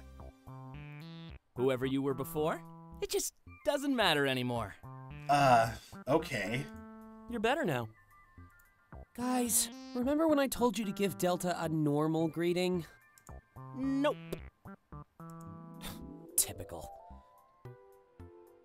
Well, now that the red carpet is rolled out, we still on for this weekend, Taylor? Yeah, excited to see what all the fuss is about. You're being way too secretive. Okay. No way we're just going to the club. Never found out what Isaac's secret plan is for this nightclub, actually. Don't worry, it'll all make sense. I know discretion isn't exactly your strong suit. And subtlety isn't yours, but I'll yield. I already told my viewers I wasn't streaming anyway. Not even in IRL. Whatever you've got planned, I'll take it to the grave. To the grave. Good. I have a theory. Yeah? I think Isaac finally cracked. Needs help hiding a body. I hope not. Not true. And what proof do you have? You're still alive. Okay. I'm gonna put a stop to that one real quick. I don't want this group chat putting me up on a witness stand one day. No scandals. Got it? No scandals. How big of a deal is he supposed to be? Is he actually like some huge famous streamer? Or is he like just kind of full of himself and he's worried about scandals or something? I don't know. It kind of seems like it's more the second one. Right. No scandals. Ugh, you're so boring. Here's something that might change your mind then. There's a chance we could end up on the news. Ooh, the news. Pressure! The news? And you thought we were being extra. Anything else you want to drop on us? Don't worry, I'll be nice. We did already find out that the news is not going to be at this nightclub, though. This is like a previous group chat discussion. Not sure. Most of this is up in the air. Well, you promised to be fun, so I guess that's all I need. Even if it feels like you're making everything up as you go along. You know me, I'd never do that. And trust me, it'll be amazing. Just don't drink too much. We don't want a repeat of, the incident. Incident? Not my proudest moment. keep it down around Delta, alright? Then I guess you should be on your best behavior. Blackmail? What did I just say about scandals? This is a super cute character, though. I really like the color palette they picked for Taylor. Hey, it's only a scandal if he His little- turns it into one. His little bunny teeth here are great, too. That's not how that works. And look, Delta hasn't even said anything. I knew we'd scare them away in a matter of seconds. Okay, so thanks for the warm welcome. I feel like royalty. Or I can send a popcorn emoji to break the ice. I think I would say the popcorn emoji seems like a great option here. Yeah, let's do that. Perfect response. I knew you were going to be our comic relief, Delta. Do a good job and you'll go from guest star to main cast easy. And there goes Dante, treating everything like a work of fiction. This is real life, dude. It doesn't always work out like you expect. I think maybe Dante is... Yes, exactly. Popcorn emoji. Thank you, White Lightning. I think Dante is like a screenplay writer or something. I think he like writes for TV shows, maybe. But when it does, it's always worth the wait. Besides, it's not like a little silver lining ever hurt anybody. Except for the people it hurt, you mean? Anyway, there's lots to do, so we should get back to it. The sooner we help Delta settle in, the sooner we can relax. Ooh, crack open a cold one for me. I need to start streaming. Hopefully I can retain some of the followers I got from that charity gig. That's kind of sleazy. What? What? Jeez. And do a charity stream just so you can hope you pick up followers on the back end? Maybe not just, but that's still kind of... I don't know. You're gonna be fine. It's not like you were doing bad to begin with, but yeah, time to put down our phones. Labor awaits. It's really weird to be streaming a game where one of the main characters is also a streamer. It's kind of weird. It's a strange feeling. Let me know how it goes. I'll come and meet Delta soon enough. Sounds great. See ya. Womp. Womp, womp, womp, womp, womp, womp, womp. Okay. We should do another pivotal one. We haven't done very many. I don't think we have a third. View which journal entry? Nope, we don't have a third journal yet. I'm not sure. That looks like another person's house, maybe? I want to do this kitchen one. Experience pivotal I don't know fragment. why. Introspeculation. Streamer Inception. Exactly, Gecko. It's like, wait. We're playing a game. We're streaming a game that is partially about a streamer. Imagine if it broke the fourth wall and became meta. They already did that a little bit in one of these group chat things where they were talking about the concept of bottle episodes, where a whole conversation or an episode of a TV show takes place in a single room. And they were like, wait, are we in one of those right now? And I was like, I'm pretty sure you are. Okay, we're going to try this one. We're going to see what they're cooking up in this kitchen. I think I see a bowl of apples. Nostalgia is like a broken mirror. Recreate the past and you end up full of cuts?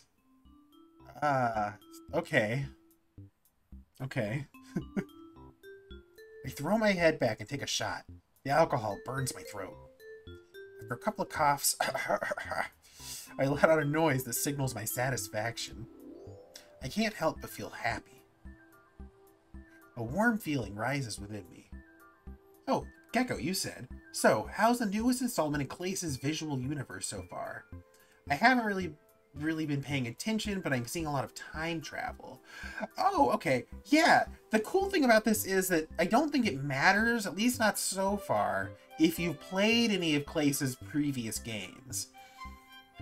This is set in like 2041, and it's in a world where everyone, well, almost everyone, has visions of their own future at age 13, and it's been happening for like 100 years. Nobody knows why. But me and I'm a member of like a very small percentage of the population that never had a vision of my future.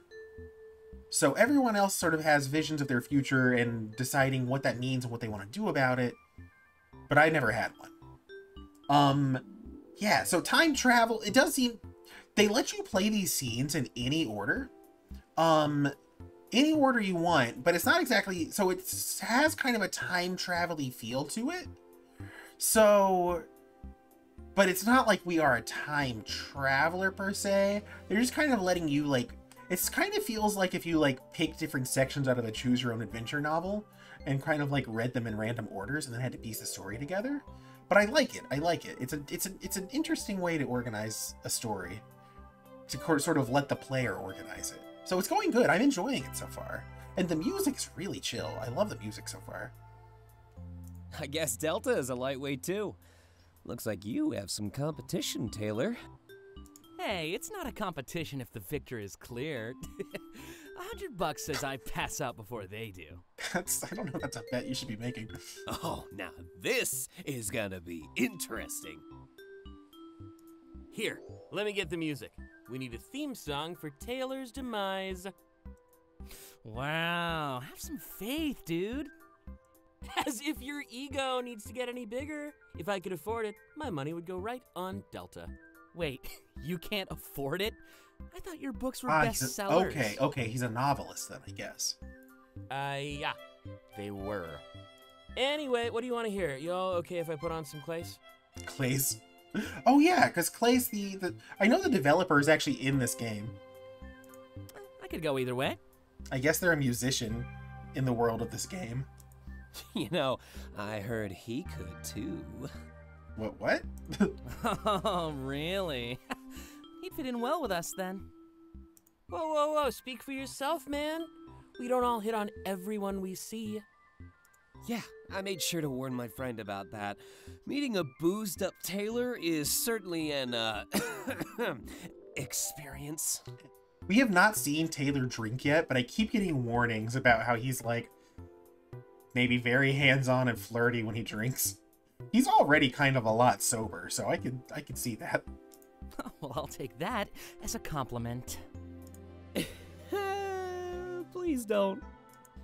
Always gotta ruin my fun.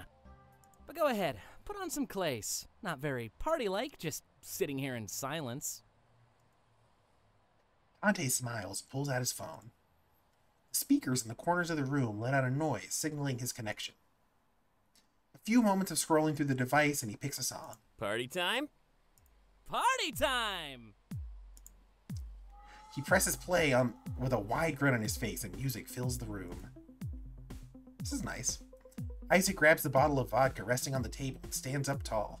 Oh, is this... Oh, okay. Yeah, dance. I think this is... We're pre-gaming before we go to the club. I'm pretty sure. Because we talked about that earlier at, like, breakfast or whatever. And that means more shots! I love how they're already talking about how Taylor and I are, like, supposedly lightweights, but then we're still gonna pregame before we go to this nightclub. I'm like, well, what do you expect to happen then? He slides his shot glass across the table in my direction. Dante does the same, but in Taylor's direction. Oh no. We really are gonna test our tolerance. Prepare for trouble! He throws the bottle in the air and catches it with a flourish. We're making it a double. He walks over to me and fills up both shot glasses with vodka.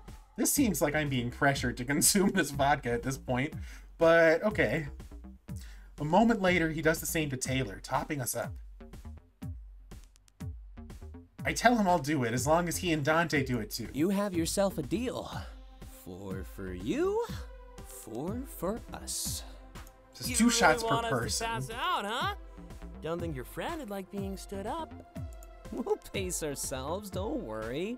Remember, we're not leaving for 3 more hours. Are we drinking for the next 3 hours before we go to this club?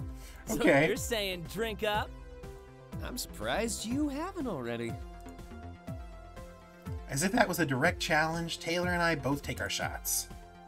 Then in one swift motion, we slide the glasses over to Isaac and Dante. Filling them up almost immediately, Isaac strikes a thinking pose. We should have a toast. To what? Taylor's inebriation is becoming clear as he wobbles slightly. If the earlier wager was official, I guess he would be winning. I live by many rules, but one has never let me down. Always let a writer make the toast. It's what they do best. All eyes are trained on Dante. Wow. No pressure or anything. Come on, it's an honor. It's my job. It's not a party trick, but sure. Let me think of something. He and Isaac pick up one shot glass in unison. There's a pause for a few moments while Dante figures out what to say. Just add some butter and the toast will be perfect. Yeah, put some butter on there. Maybe like some apple butter or like some orange marmalade. I'm all about some toast. After a while of thinking, he gives up and laughs. You know what? This one's just from the heart. Here's to getting wasted with the people that matter. Yeah, with the people that matter. And with any luck, that list will keep on growing. Taylor and I hold our hands up. Like we were taking shots as well. Wait, are we not taking? Are we taking like invisible shots? We all say cheers and they down the vodka faster than it was poured. Talk about getting a head start. Buzz before supper time. Speaking of which, who are we meeting? You gonna tell us who this friend of yours is? Nope. But honestly, I'm nervous too. I've never met him, so it's not just you. Wait a second. You've never even met him? Correct? And you think I move fast with guys? Wait, what? What's happening? Hey, it's not like he's a stranger, man. He's just never been in town until today. But we've been friends online for a while now. Trust me, he's good. No need to worry. Oh, wait. Who If you say so. are we meeting? Anyone who gives me free booze is good in my books. Okay. I just thought you met him before with how much you've been saying. Nope. Just the anxiety making me ramble.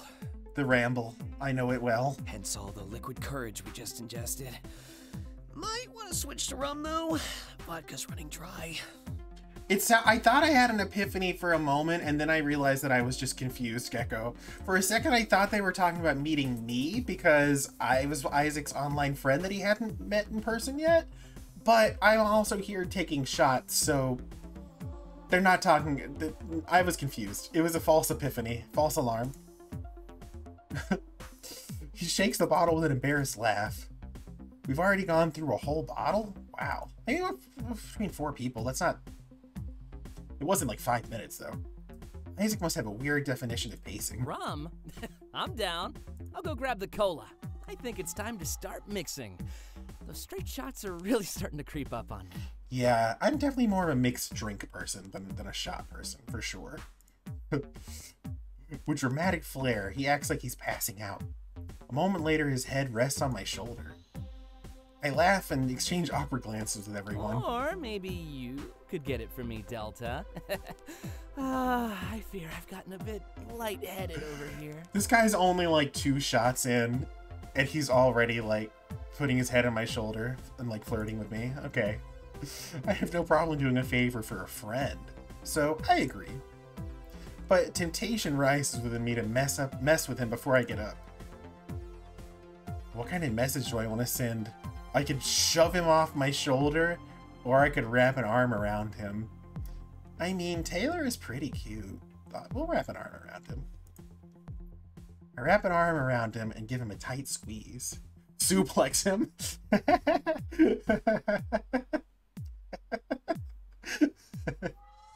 Oh man. Yes. Wrap an arm around him and then suplex him into the wall.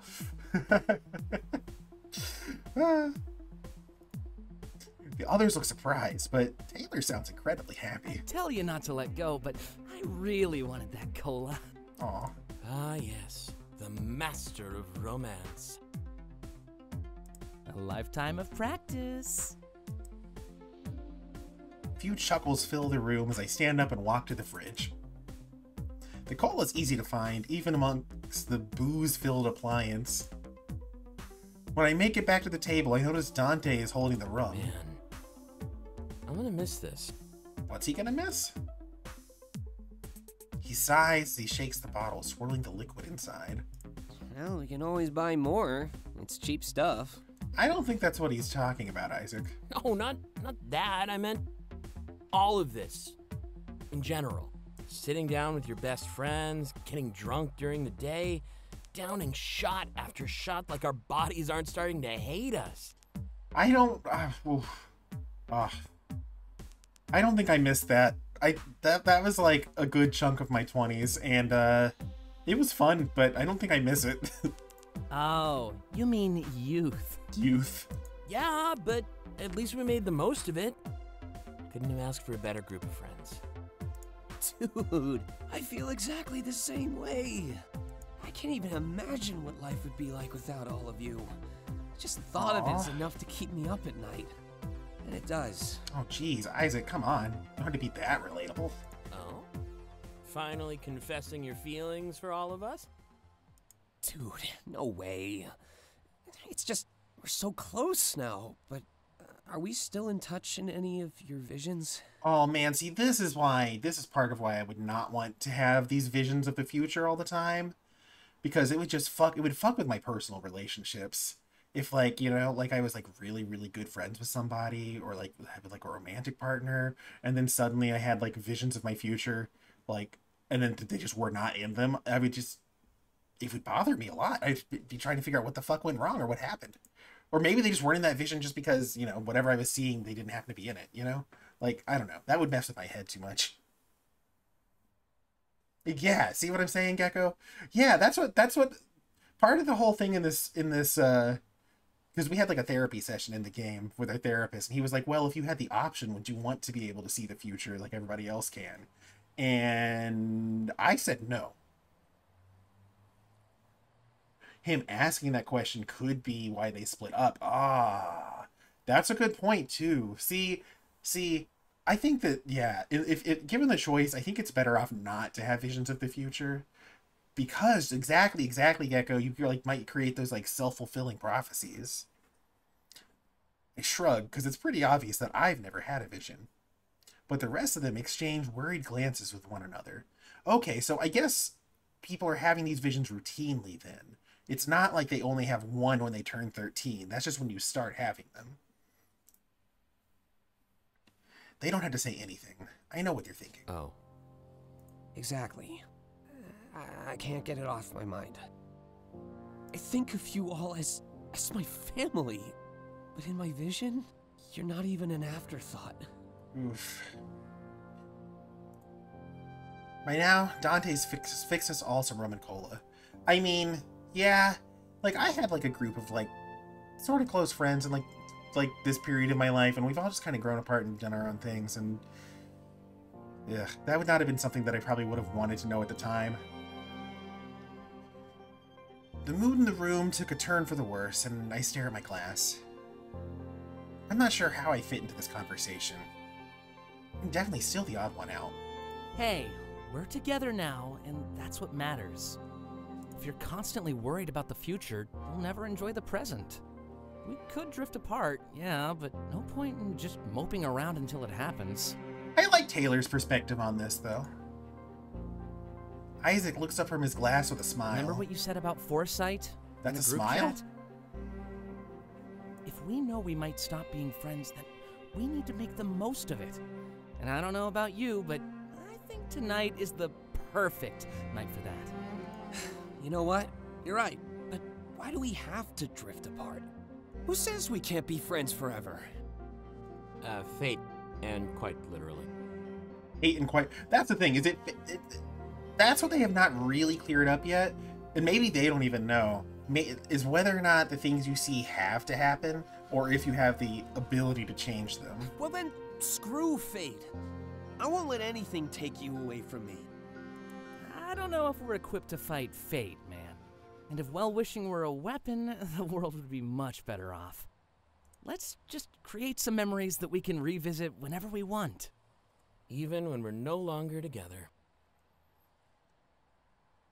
Isaac's mood reverses and he holds up his Now glass. there's a toast. That's a long-ass toast, but it would be a good one. We touch our glasses together and take a large swig. And shame on you, Taylor. Using my own words against me? Guess it's true what they say, though. Your own advice is always better when it comes from somebody else. We're all creatures of self-doubt, man. Can't escape that. But don't worry, Isaac. I'm not going anywhere. I'm not sure if we can beat fate. But I promise to put up one hell of a fight. That seems like a perfect way to end this discussion. Moving on to more casual topics, we slowly sip our drinks. But this is the first time I've seen the more negative effects of Komorebi. Komorebi, if you missed it, that's the term that they're using for these visions everyone has of the future. A group of people realizing they might not be friends forever. There's something liberating, but kind of terrifying about that. It almost seemed like a rite of passage into maturity. But here I sat with no visions and no input. As my new life kept going, I'd have no idea what the future could bring. Is it a... No, it's not a super rare thing. It's a super rare thing to not have visions. So, as the main character, the main character doesn't have visions, and my therapist doesn't have visions either. Oh, wait, what are you talking about? What? Oh, having friends that last forever? Yeah, unfortunately, yeah, that... Definitely. I feel like, you have to put through a lot of extra effort to hold on to people and keep them in your life for long term. And it's not that easy. Especially, like, if people move, for jobs and things like that. Yeah, for sure. Yeah, you gotta have effort. Definitely, Gecko. Definitely. Like, you can put in all the effort in the world to stay in touch and be someone's friend, but if they, like,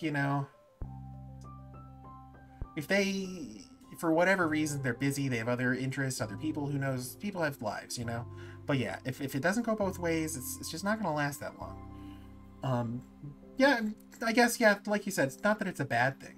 You just gotta treasure the good moments you do have with people. Let's see. Okay.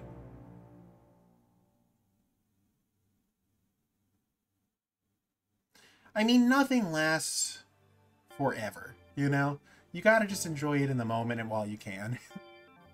Because, for all you know, that person, I mean, I don't want to get morbid, but that person that you think is going to be your friend forever could get, like, hit by a bus or something. I mean, I hope not, but, it does happen. Just gotta ride the winds of change. Exactly, Gecko.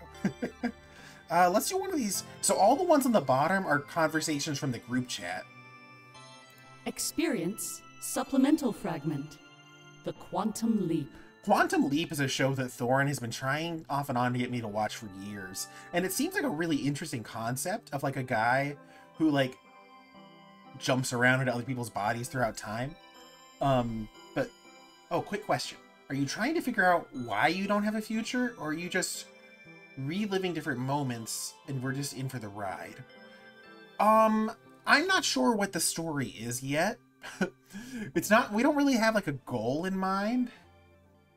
Yeah. I don't know. Maybe they'll address that later. So far, it's not really like a, why aren't you having visions, you need to figure it out. It seems like they're more taking an approach where it's like trying to figure out where your place in society is as someone who doesn't have visions. But yeah, I mean, I assume as time goes on and we get deeper in, the actual storyline will be sort of opened up to us, but right now it is still a lot of world building. And this is the demo, so it's not going to be the full game. I wonder if my save data will cross over into the full game when it comes out, though. I hope it does. I hope I don't have to replay the first few hours. But if they change a lot, like they could change the art, they could change a lot. It's a demo. This could all be like placeholder art for all I know. I don't think it is, but it's possible. Okay, let's do this. This is from the group chat. Imagine if the demo is standalone. I hope not. But sometimes the games do that. Anyone up? I am now. What's up? So yeah, this is all happening through a group chat. These people are not actually in the same room together. It's a little confusing. They tell you that very briefly at the beginning. I know we're all focused on the nightclub thing lately, but did any of you start to think about New Year's Eve? The nightclub thing. I haven't seen what happens at the nightclub yet. One thing at a time, man. No, I have a good idea, so hear me out. We're gonna do the quantum leap. The what? What? Huh? The time warp? Like the dance from Rocky Horror Picture Show? Now you're just putting random words together. It's a thing, I swear. Never heard of it. All right. Listen up. You gather friends in a voice call, all from different time zones. You take a shot at midnight. Take another shot at midnight. Then another. If you have enough friends that happen to be in all separate time zones, you might be quite drunk by the end of that. See where I'm going with this? Whoa. Multiple midnights. That's actually a really fun idea, New though. Year's Eve over and I like over. that idea. It almost makes me wish I had friends in like a whole bunch of time zones. Glad we're on the same page. You're using time zones to promote alcohol abuse? Wonderful. You certainly time warp when you black out and wake up a couple days later. Yeah, wait. Is it... see, I always struggle with how time zones work. How much time... Let's say you had a friend in every time zone. How much time would pass between each midnight? Is it just 1 hour? Or is it... It's gotta be... It has to be 1 hour. I don't think it's gonna be less than that. So you'd be taking one shot an hour. Yeah, potentially for 24 hours? What? Wait, okay. But that's only if you had 24 friends each in a separate time zone. And I'm sure there's some time zones that are uninhabited, because it's just like the middle of the Pacific or something. It's not abuse. And don't lie to us, Isaac. We all know you'd be drinking that much anyway. You'll need a bit more than that to sell me on the idea. I mean, it seems like a fun idea, though. Well, think about it this way. If you have multiple crushes, then that's multiple midnight kisses. Multiple kisses. I'm always down for multiple kisses. Sold. I like Isaac. Wait, what?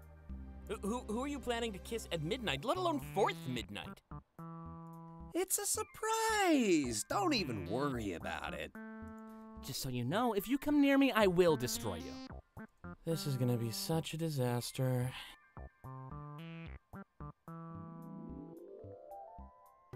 Actually, technically, do time zones that have the same time count as different time zones?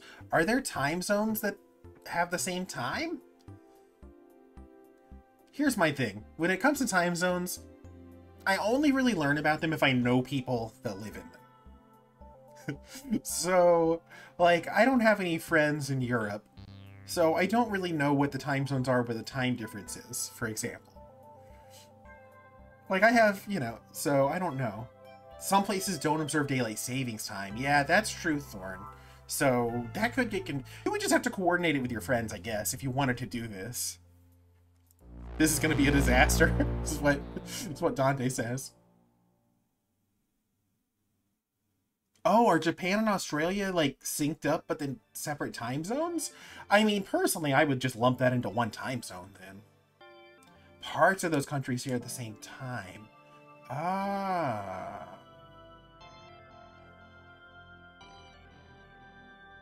It might be that part of Japan is in one time zone and part is in another, is what you're saying, Gecko? So I think that those would be still two separate time zones if the time is different. But if it's the same time in a different zone, then I would say that it's also relative to where you... Oh my gosh, you guys are gonna break my brain. What? I'm so confused already. I don't know. Whenever someone figures out the answer, please let me know, because you guys got me heckin' confused at this point. Do we have another journal View entry? which journal entry? We do. We have a third one. Okay, I gotta take a drink before I read this.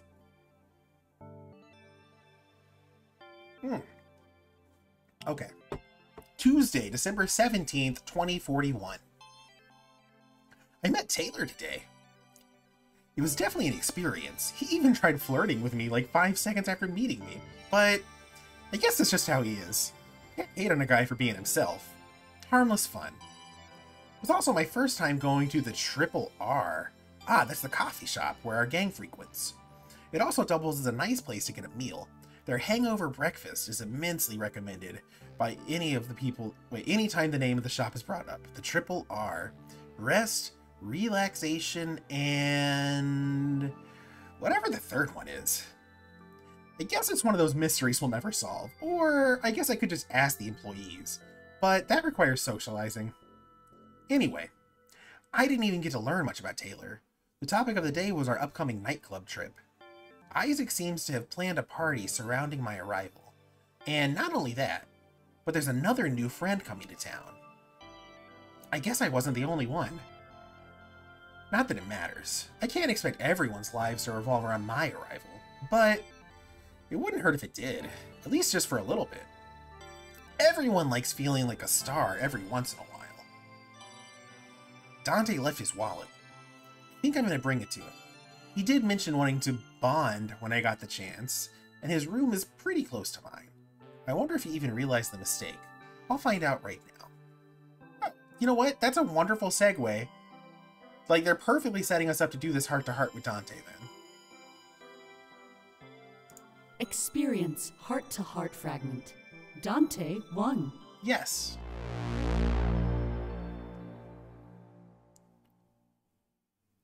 So we started, like, officially dating Isaac in our heart-to-heart with him.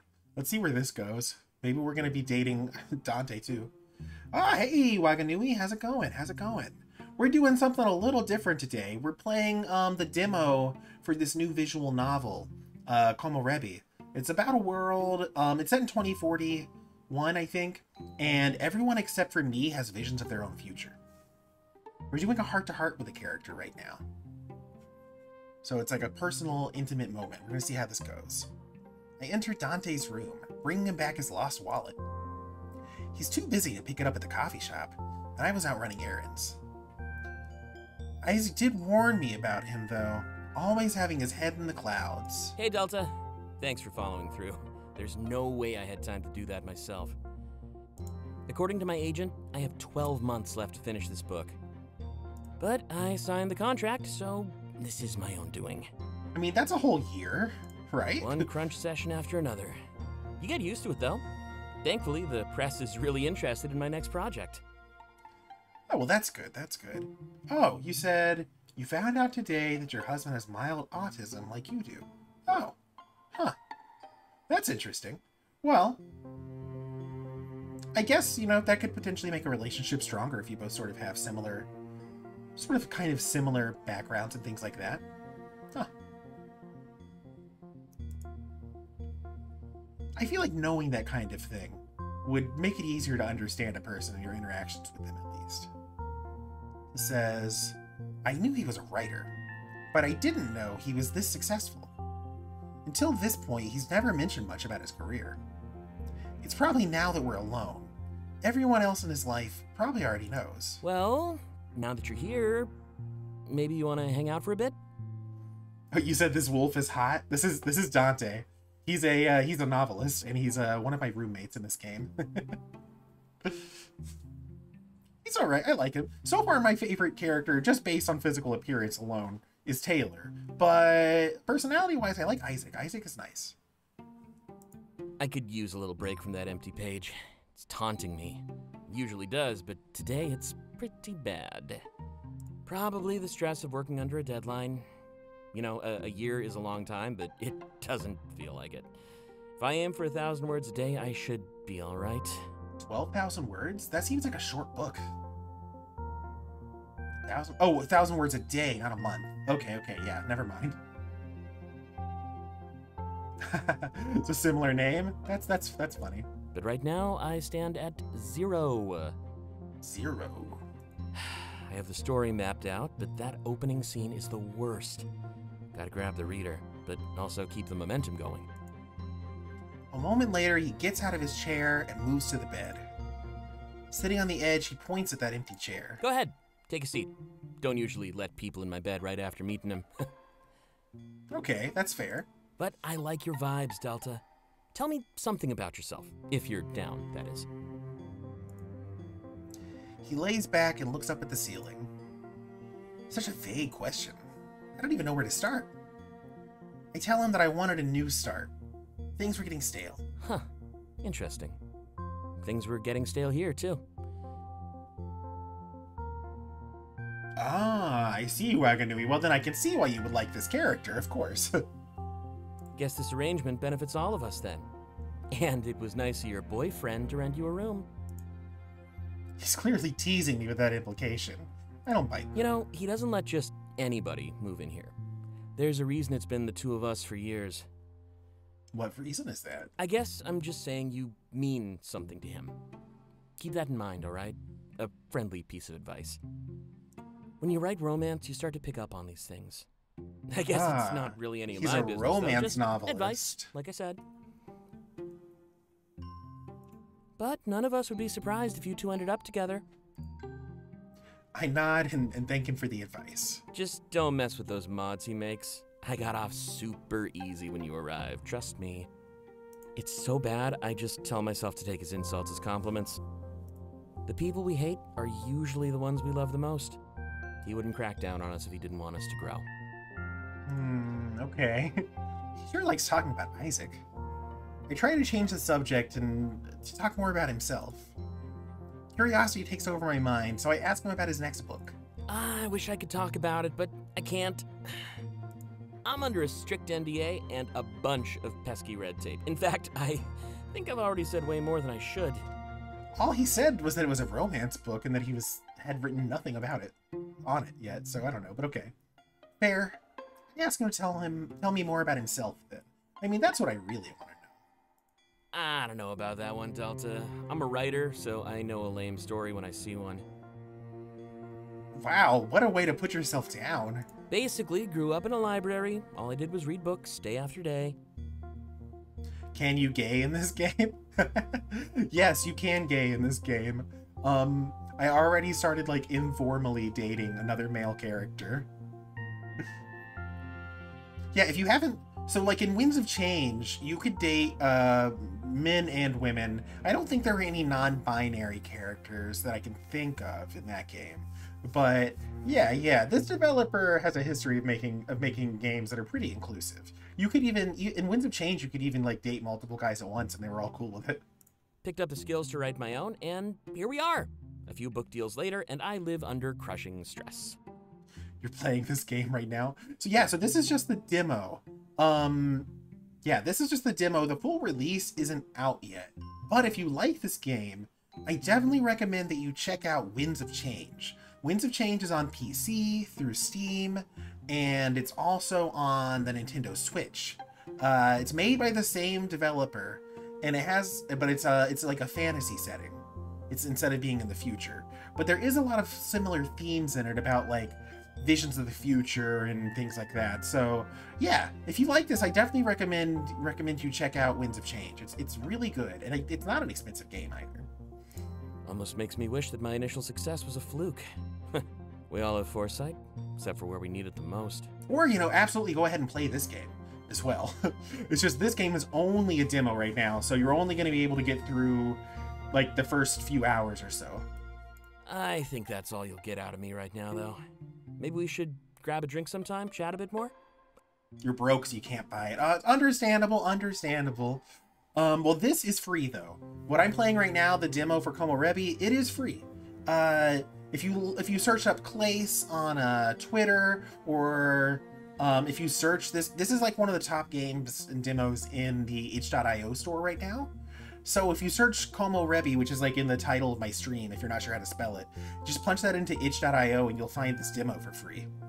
There are a ton of really fantastic furry visual novels where you can definitely be gay in them on itch.io that are free. There's so many of them. A lot of them, unfortunately, I cannot play on stream because they do feature explicit adult content. But they are fantastic stories and wonderful games. So I definitely recommend a lot of the awesome furry visual novels that are out there. Like Santa Lucia is one of my favorites. Oh, you lost your job? Oh man, I'm so sorry to hear that. Oh no, that's not good at all. Well, I hope things work out for you. I hope you find a job that's even better than that one. I mean, if you're down for that, I'd suggest the club, but that night is going to be a drunken blur.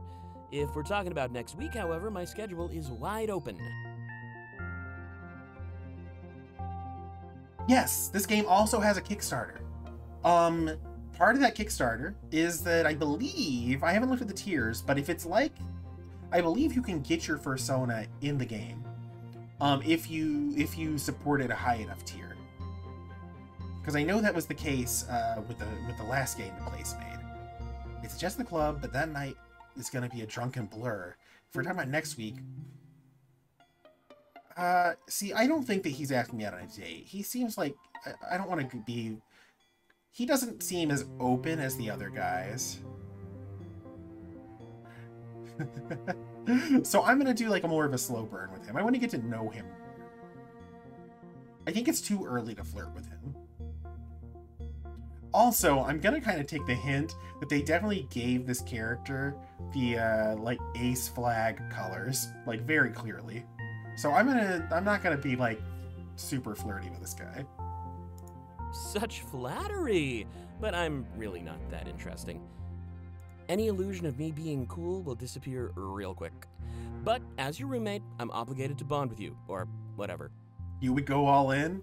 Well, I mean, there are some characters that I've done that with in this game and past ones, but I kind of got a vibe with this guy because he said, I don't let just anyone... He made me sit in a chair while he sat on his bed, and he said, I don't let just anyone get in my bed when or on my bed when I first meet them. So to me, that's a clue to like back off just a little bit. Why is he like this? My husband is... Maybe your husband is secretly in this game. You may be close to Isaac, but you're a stranger to me. Yeah, see, this is what I'm saying. We can't just go all in at the beginning with him. If I decide to pursue something romantically with Dante, it's gonna be slower. Because like he said, you may be close to Isaac, but you're a stranger to me. And if there's one thing I hate, it's strangers in my home. Lucky for you, though, I'm down to turn you into something more. He sits upright and tilts his head to the side. I can tell it's a sign. He wants me to get out of this chair. Before I make it out of the room, he calls my name. Hey, Delta. I gotta say, you remind me of somebody. This character from my first book. They're an outsider, like you. I would be surprised if you didn't if you didn't know that your husband was in a video game. I tilt my head, confused at why he would bring this up. Well, let's just say I have a deep connection with them.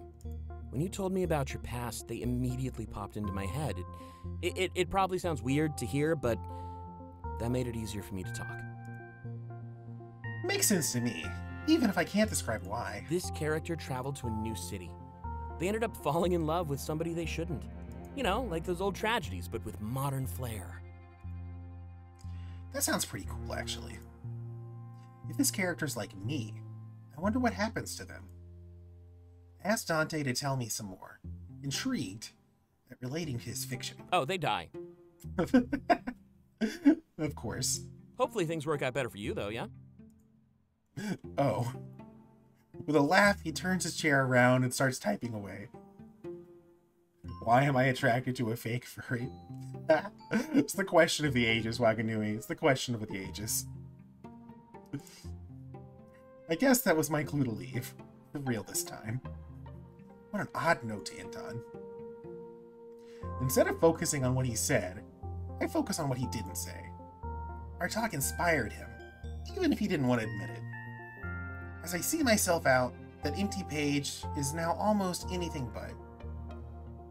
Yeah, like how you remind me of someone. Oh, really? What happened to them? Oh, they died.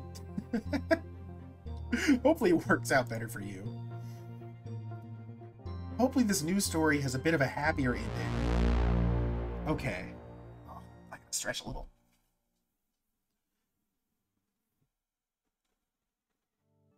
Alright, alright. Let's see. View which journal entry? Nope, we haven't unlocked a new journal yet. I really want to have a heart-to-heart with Taylor. I think that would be fun. Let's see. We have 1, 2... Okay, we have like an equal number of pivotal moments and these ones at the bottom that take place in the group chat. So let's do a group chat Experience supplemental fragment. Shady business. Sure, why not?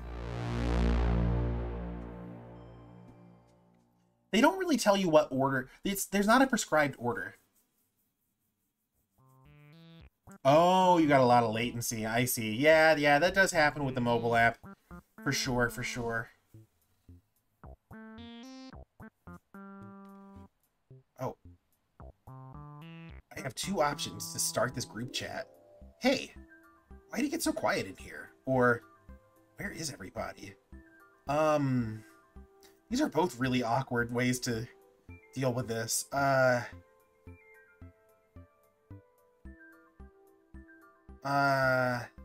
guess one's more straightforward, and the one at the bottom is more... Oh. I'll go with the straightforward one. Hey, I'm just at work, trying to close a pretty big sale. Good luck with that one. Also, I'm streaming with Taylor right now. Please none of them be hot? Well, I hate to break it to you, Waganui. These are all good character designs. I don't know if any of these guys are necessarily... Well, I like Isaac. Isaac's the one... I don't know. I don't know if I would describe... Personally, I don't know if I would describe any of these characters as hot. They're attractive, I guess. But it depends on what your tastes are, I suppose. Wait, Taylor accepts guests now? Well, maybe Taylor. Taylor... Maybe I just like him because he's a rabbit, though. Everyone wanted to meet me after the headphone incident. Apparently, I became a meme in his chat. Oh yeah, Taylor's definitely attractive. I like Taylor. Wonderful. Yep, I'm Dante the headphone guy. Your parents will be so proud. I'm writing them a letter as we speak, and I can't talk to you anymore. I'm too famous now. Too famous now? Oh, already forgetting your friends. I think I've found my true calling. He's doing a good job, actually. He should stream in his spare time. You really think people would want to watch me write? People do writing streams? Oh, the guy with the blue hair over here? This is Isaac. Our relationship to him is that we were his internet friend for a really long time. Like years and years. And then we moved in with him and Dante over here to be his roommate. And then I had a heart-to-heart where we, like, started dating. You have lots of followers. I'm sure they'd love to see the process. I don't know. Even, like, an author that I really enjoy, I don't know if I would want to watch a stream where they just write. Like, what is that gonna, you know? Isaac is... Yeah, Isaac's cute. Isaac has a nice personality, too. Maybe I'll do it after this weekend. I'm way too excited for our nightclub trip. Speaking of which, my viewers are a little upset. Are you sure I can't tell them anything about this, Isaac? Taylor's okay. Well, I have a bias towards rodents and rabbits and things like that in general, so I really like his color palette, honestly. Not even a little clue? Nope. And in other news, the sale was closed. Drinks are on you then? Don't worry about it. Already taken care of. Wait, seriously? Seriously? Ah, okay. So sounds like Taylor. sounds like a couple characters in here might have things that remind you of your husband. I think Isaac is caught up in shady business. Shady business. Our paragon of virtue? No way. Seriously! He's always home late, and now he's even dodging our questions. He just wants to treat us. You're reading into it too much. Wait, can Isaac see these messages? Isn't this supposed to be happening in a group chat? You say that now. Oh, come on, man. When have I ever lied to you? Okay, yeah, he can see these messages. Are you wanting me to get out the list?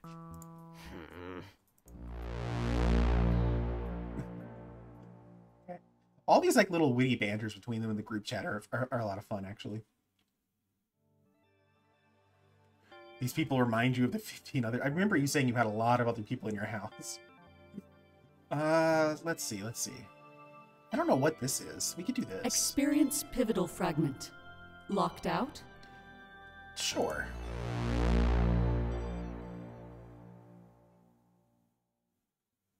The safety of the past is the greatest treasure that we can never possess. Huh, okay. A lot of these quotes are about, like, the value or potential harm of nostalgia. We leave the grocery store, our hands full of bags. It's mostly booze and assorted junk food, you know, the usual. It took a couple of hours, but Isaac and Taylor are there to make it easier. That's everything, yeah? I think so. Dante made the list, though.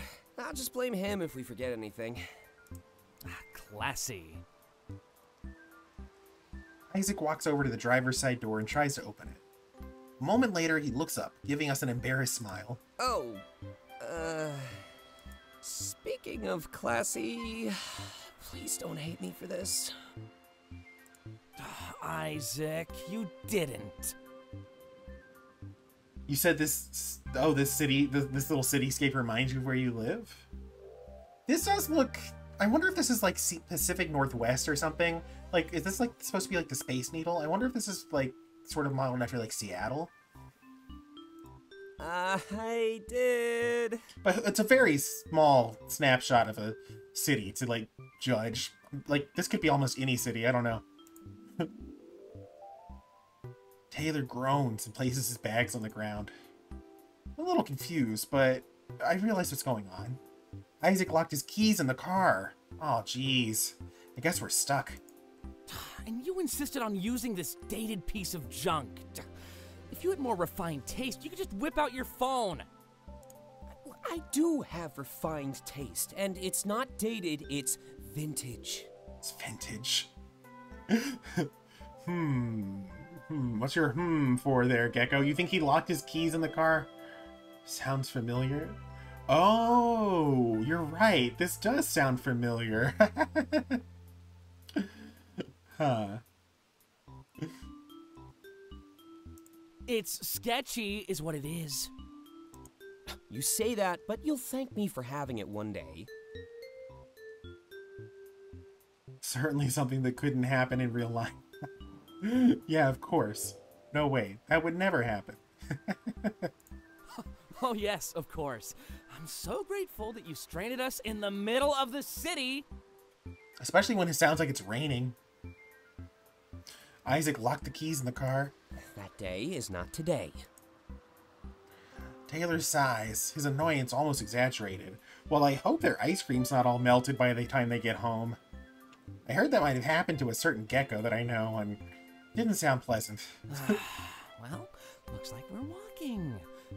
This is Isaac's mess. Let him stay and fix it. Nah, I'm actually gonna walk with you.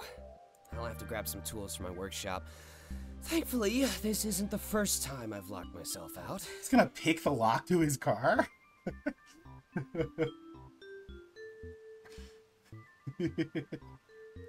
I won't rat on you. I won't rat on you, Gecko.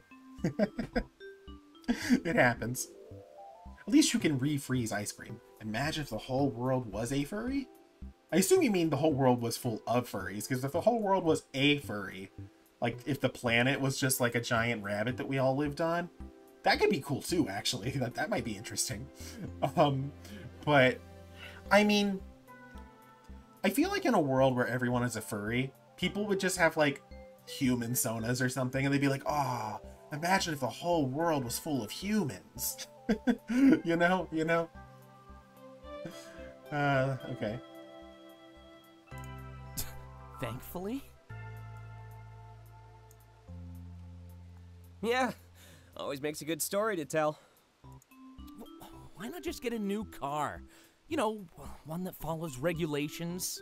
Oh, I think his car's not connected to the system. Because I'm just made of money. Like, if he had the car that was connected to the system that runs everything, he could probably just ask them to unlock it or something. Taylor picks up his bags and we start walking in the right direction. At least the groceries aren't locked inside the car, though. At least that didn't happen. Humans but look like animals. That's what furries are, right, Waganui? Or animals that look like humans, humans that look like animals. I mean, I don't know if there's a lot of a difference between the two. With all this added weight, it would take a couple of hours to get back home. I guess I'm coming over to your place now. Good thing I didn't have a stream plan today. See, the thing is that we actually do live on a planet where everyone is a furry.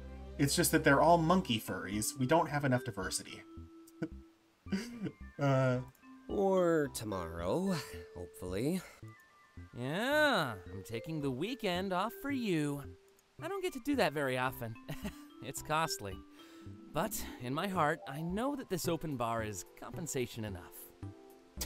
You get drunk after one cocktail.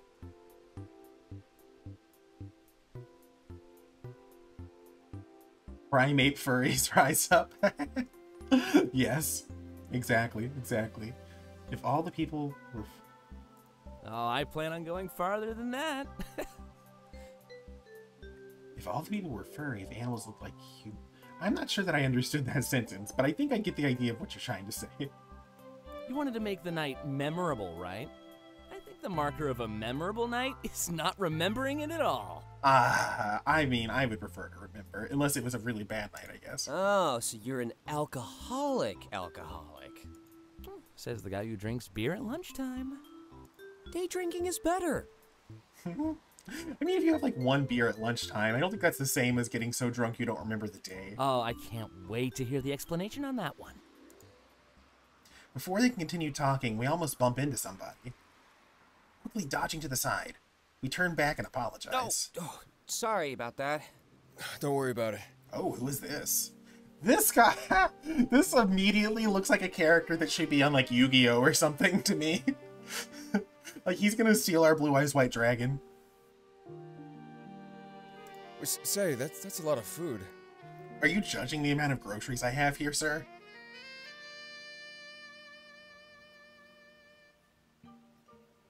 Oh yeah, if you don't drink, don't start. Or if you don't drink, don't feel pressured to drink, you know?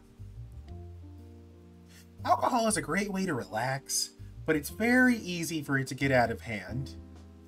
Because the thing with drinking is you have a couple drinks, and then you potentially, it just makes you want more drinks. And then you wake up on the floor with a horrible headache. So, like, if you don't drink, that's wonderful. I suppose it is. Is this like Seto Kaiba's persona over here? Well, are you gonna eat it all? Excuse me? Yeah, I just bought it at the grocery store. What kind of person bumps into you on the sidewalk and is like, are you gonna eat those groceries? That's what you do with food, yeah? Exactly, Taylor, exactly. Oh. Maybe he's homeless or something, though. Oh, I wonder if he's a zero.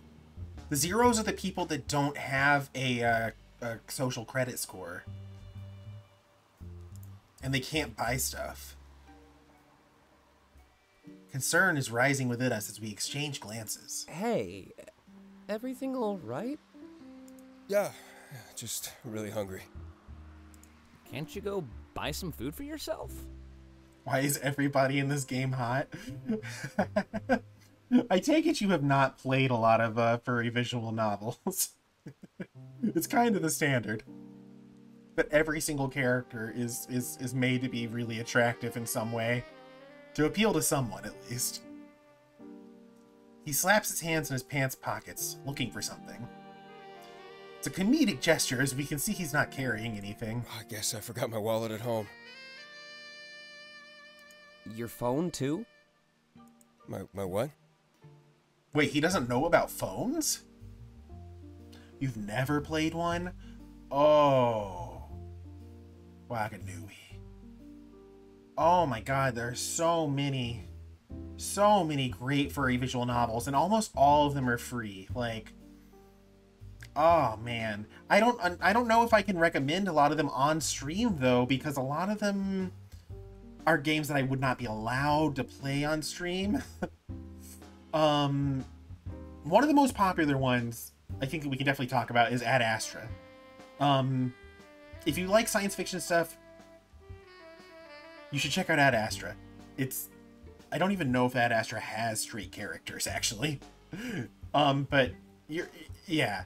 If you just go to like the furry visual novel section on itch.io, your world is about to be blown wide open. Because you have hundreds of hours of like free sexy gay furry content at your fingertips.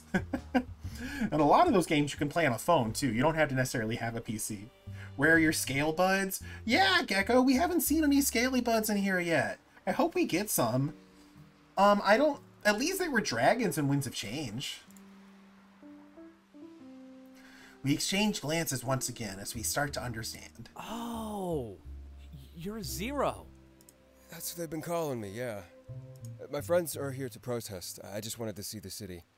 Didn't pack enough, though, and now this walking has me starved. So the Zeros live on, like, little settlements on the outside of the city.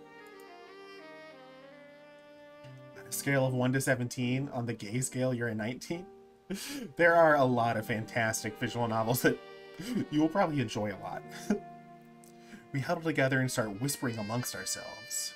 Password is one that's really, really good. Password, the whole thing behind Password, I think it's still in development, but there's still, like, you can put 30 hours in it easily. It's sort of a murder mystery thing with a bit of a time travel element. You go to this mansion in the middle of nowhere with a bunch of your friends on summer vacation, and then, like, some of them start to die, and then you have visions of how to, like, it's really hard to explain. There's a vault in the basement of this mansion, and you can input codes into it that you find throughout the game in order to get visions of how to save your friends. But sometimes the visions are wrong because you're like seeing it from an angle from somebody that didn't know what was actually happening. It's difficult to explain, but it has a lot of really, really great furry characters, and there's a lot of like species and like body type diversity too. Like, you get, like, tall, thin characters, you get short ones, they got, like, big, chunky, chubby guys in it, there's lizards, there's all kinds of stuff. There's all kinds of stuff in Password. Password is great. The main character's a hyena, I think. If all Zeros look like this, should gladly be a Zero. I mean, if you're into the jacket, no shirt look, but he doesn't even have money for food, so I don't know about that. I like having food. What do we do? We give him some of this food. Beats me. I've never met a Zero before. Hey, aren't we gonna lose points if we keep talking to him? Oh, okay. Dude, he's a person, not a liability. Of course. I can hear you. Isaac and Taylor look scared stiff. To break the awkward silence, I grab an apple from Taylor's bag. I hold it out towards the Zero. They make it clear that it belongs to him now. No joke? I shake my head, and I apologize on behalf of Isaac and Taylor. Yeah, I'm really sorry. I'm just not used to seeing, Zeros in the city. Then you'll be a 1, so you can technically still buy things. You're just almost an outcast. Or, well, anywhere, for that matter. You and your friends are making history. If you say so. He steps forward and grabs the apple out of my hand. What do they call you?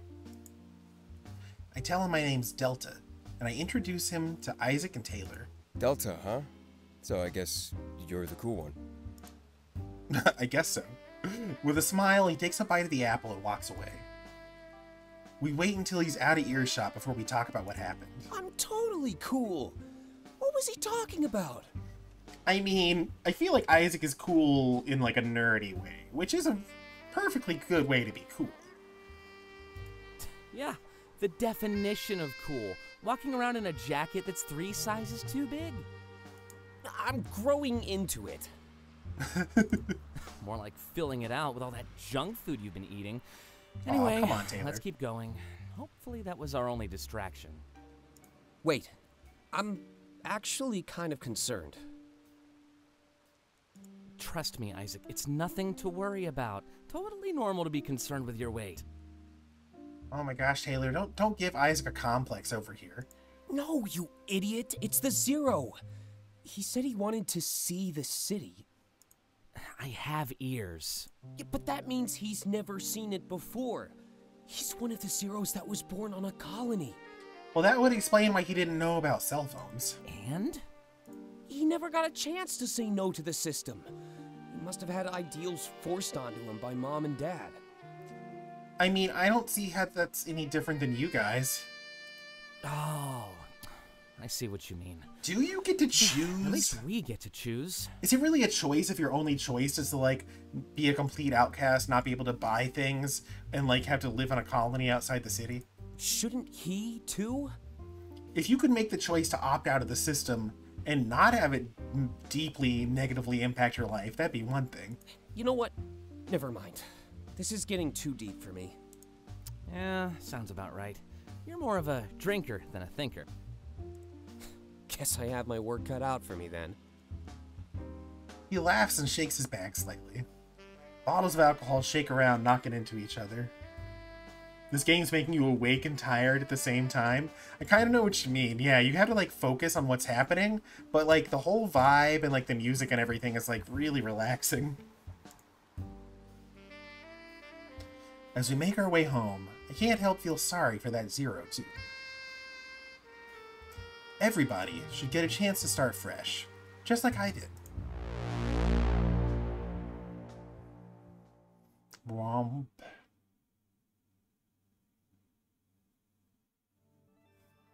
Oh. Thank you, Gecko. I actually needed to do both of those things. Actually, I think I'm going to take a quick little break to refill my water and just to stretch a little bit, because I've been in this chair for an awfully long time. A spider landed on your face. Oh my god. Immediately cut your face off and throw it out the window. That face has been tainted. It's no good to anybody now. I'm sorry. I wish there was another solution, but there's just not. You're just gonna have to be known as Waganui the Faceless. So while you deal with the spider on your face, I'm gonna take a quick little break to refill my drink and grab a snack and stretch. But I'll be back in just a few minutes, okay? Hopefully that spider doesn't devour you while I'm gone. If the spider takes over and starts typing for you, I hope I can tell the difference.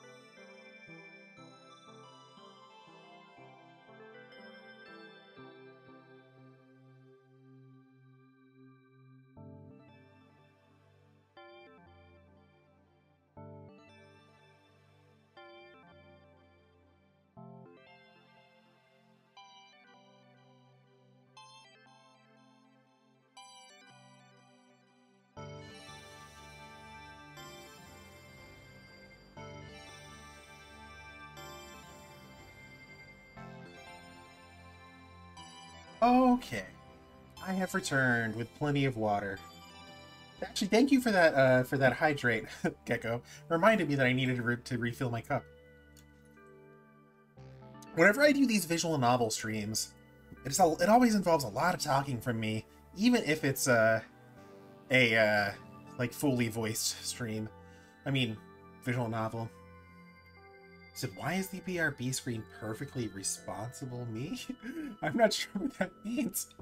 But everybody deserves a snack break. Everyone needs snacks in life. Snacks are what part of makes life livable. Okay, let's see.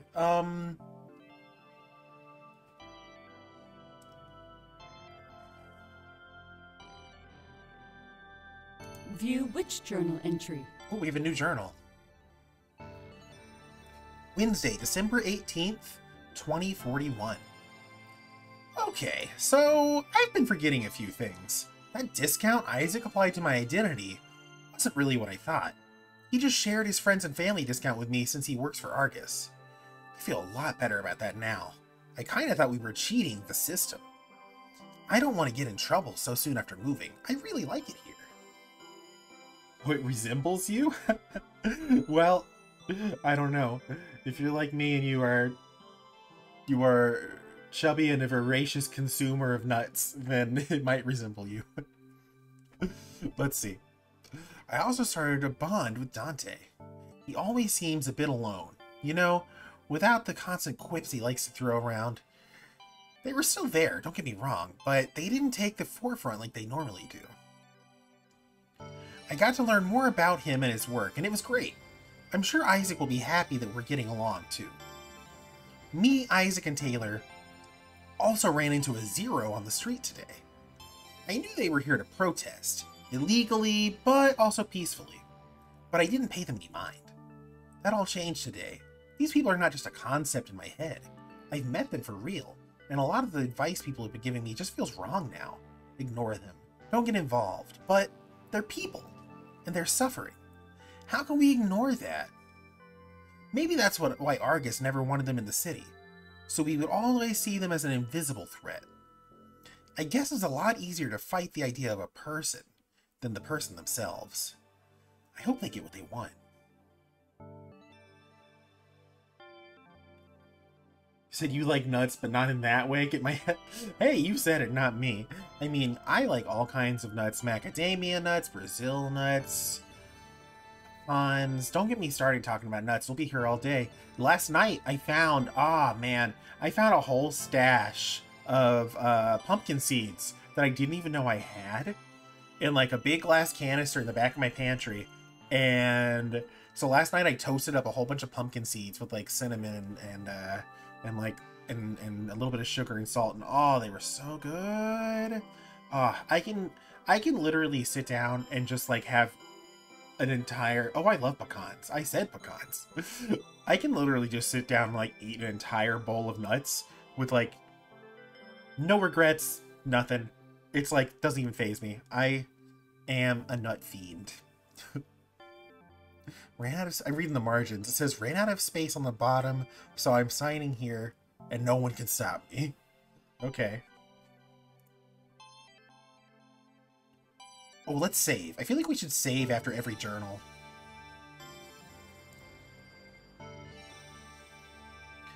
Okay. We only have 2 pivotal moments left. You eat pecans plain with nothing on them? Yeah, pecans are great. I mean, I like roasted pecans. Raw pecans, they have that sort of thing where like it dries your mouth a little bit.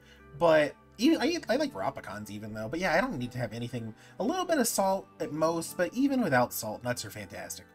Experience and they're really good for supplemental you. So. Fragment. Pre-game plans. Okay, so this is another group chat thing.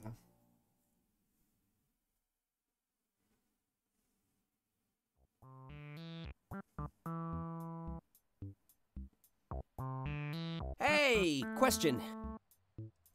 Potential answer? You all down to pregame before the nightclub?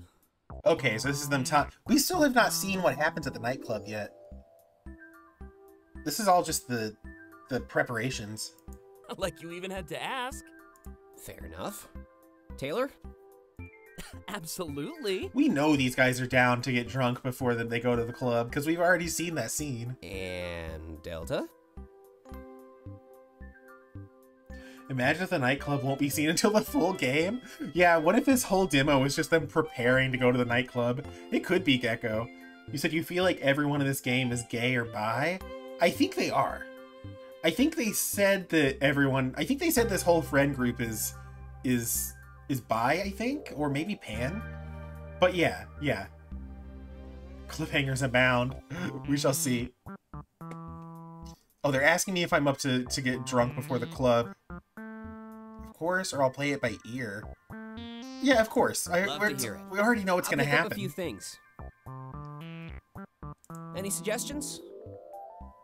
Vodka. Champagne. Champagne? Ooh, okay. The bunny's got some... I mean, you can get cheap champagne. Cranberry juice. Orange juice. Ooh. Vodka cranberry, and they're making mimosas with that orange juice and champagne. Whoa! Slow down! Remember, all the drinks at the club are covered. There's no need to be extravagant here. Sheesh. You said you're getting bi vibes? Well, we've only seen, like, male characters so far. So, like, as far as we know, there don't seem to be any female characters in this game yet. Isaac, this is an excuse to be as extravagant as possible. If we were paying for both, we'd all be broke when we got home. Let's splurge, at least a little bit. If the bar is covered, we can pregame like royalty. That is such an odd way to justify wasting money. I kind of agree with it, No, though. Isaac. He has a point. You're hyping this up to be the best night ever. Do you want to remember it as the time we held back for no reason? It's not holding back, it's saving money. And I never said it'd be the best night ever. I only promised fun. If you fall victim to your own expectations, that's all on you. You said we might be on the news. You said we have access to an open bar. Exactly. Tons of fun. Buzzkill. I don't know if being on the news while at an open bar is a good combo. Hold on, I wasn't finished yet. As much as I want to save money, you do have a point. We're lucky. We know in advance that this night will be memorable. That's a luxury we shouldn't waste. So, let's do our best to make it even more memorable. Wait, do they know in advance that it's going to be memorable because that someone had a vision about it? I wonder if Isaac had a vision about this night, and that's why he's trying to make it extra special. Now you're talking, and I like what I hear. Where'd this man of wisdom come from, and what did he do with Isaac? I'm growing. Truly heartwarming. Okay. Oh, yeah, Waganui, do not feel the need to stay awake to watch my stream. Please, if you really like this stream, that's wonderful, but I don't want anyone to feel like they have to stay up past like 7 a.m. or something. You can always watch the VOD, or you can just play the demo for this game yourself. If you're gonna stay up anyway, I'm happy to have you here in the treehouse with me, but don't stay up super late on my account. Let's see. Neither of these look like a nightclub to me. We'll go with this one. Experience pivotal fragment. First arrival. Yes? Oh, wait, is it? Maybe we should have done this one first. Oh, VODs are boring to you? Oh, okay, well, that's fine. It's understandable. I definitely, yeah. I mean, I'll watch VODs for streamers I really like. Especially if it's for something that they're like, if it's a game I really wanted to see them play or something. But I understand. I definitely prefer to be on a stream live because there's, like you said, it's that sense of interaction with people. Definitely my preference is to, I'll watch VODs here and there, but my preference is to catch a live stream if at all possible.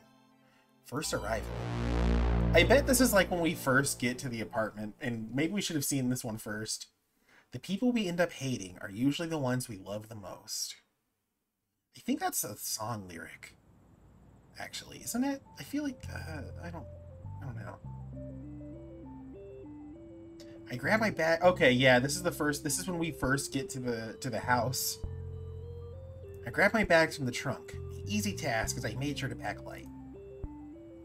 The point of this journey was to leave my baggage behind, not carry it with me.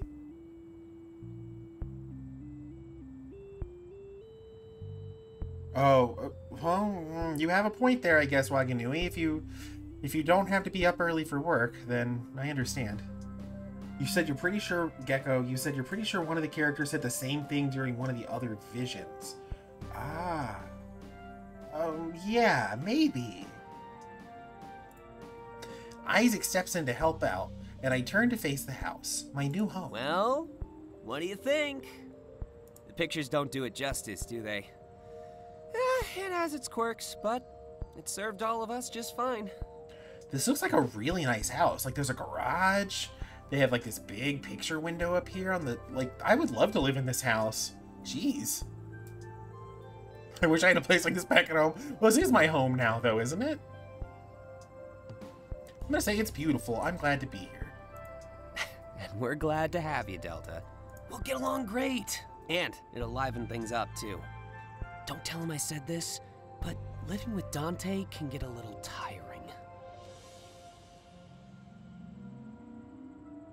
If you're thinking the exact same thing. Yeah, this looks like a very nice house. Oh, well, good luck with your job interview. Oh, okay, your job interview's in, like, 11 hours or something? Well, please make sure you do get some rest for your job interview. Let's see. Oh, there's gonna be a big fight between him and Dante in this episode here, though, I think. Because people kept talking about that fight. He smiles at me before closing the trunk and locking everything up. I carry 2 of my bags while he carries the other 2, an equal team. We make our way to the front door and place everything down in sync. Hold on. He pulls out his phone and holds it against the entry scanner. A small beep sounds, and a moment later the door unlocks. At least the security system's good. Welcome home, Isaac. Ooh, it's the smart house. You may leave the house 2 more times today. Whoa, wait, what? What? Your house tells you? Okay. Remember, a good score makes a good citizen. Jeez, welcome to your prime home, prime citizen.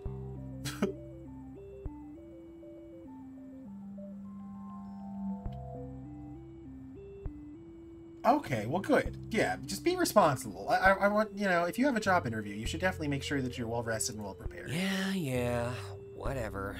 I definitely muted this stuff the other day. Dante must have freaked out and removed my mods.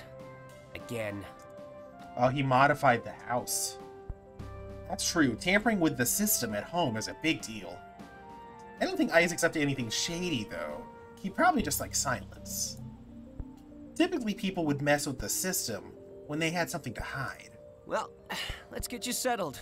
With how tired you were in the car, I guess you deserve a nap. But don't mess up your sleep schedule. You gotta watch that report tomorrow.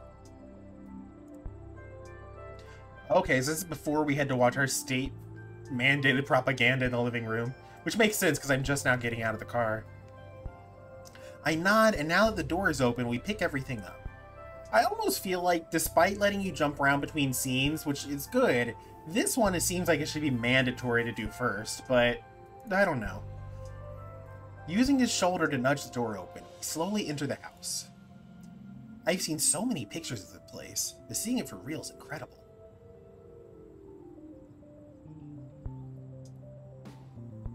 The living room's incredibly spacious. It looked much smaller when I saw it online.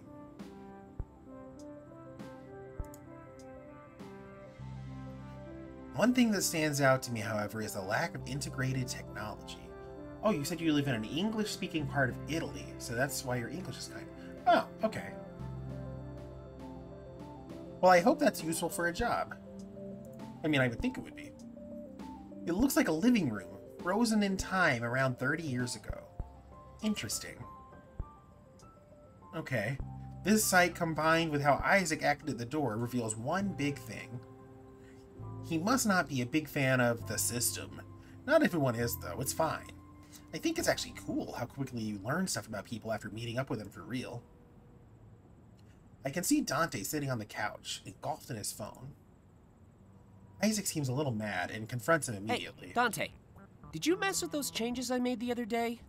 I thought I told you to play along with those. I do it for a reason. Dante's ears perk up. He immediately rises from the couch. Oh yeah! Have a good night. Have a good night, Waganui. I hope you get a good sleep, and good luck on your job interview. Hope it goes well. Thanks for coming and hanging out with us today. I always appreciate it.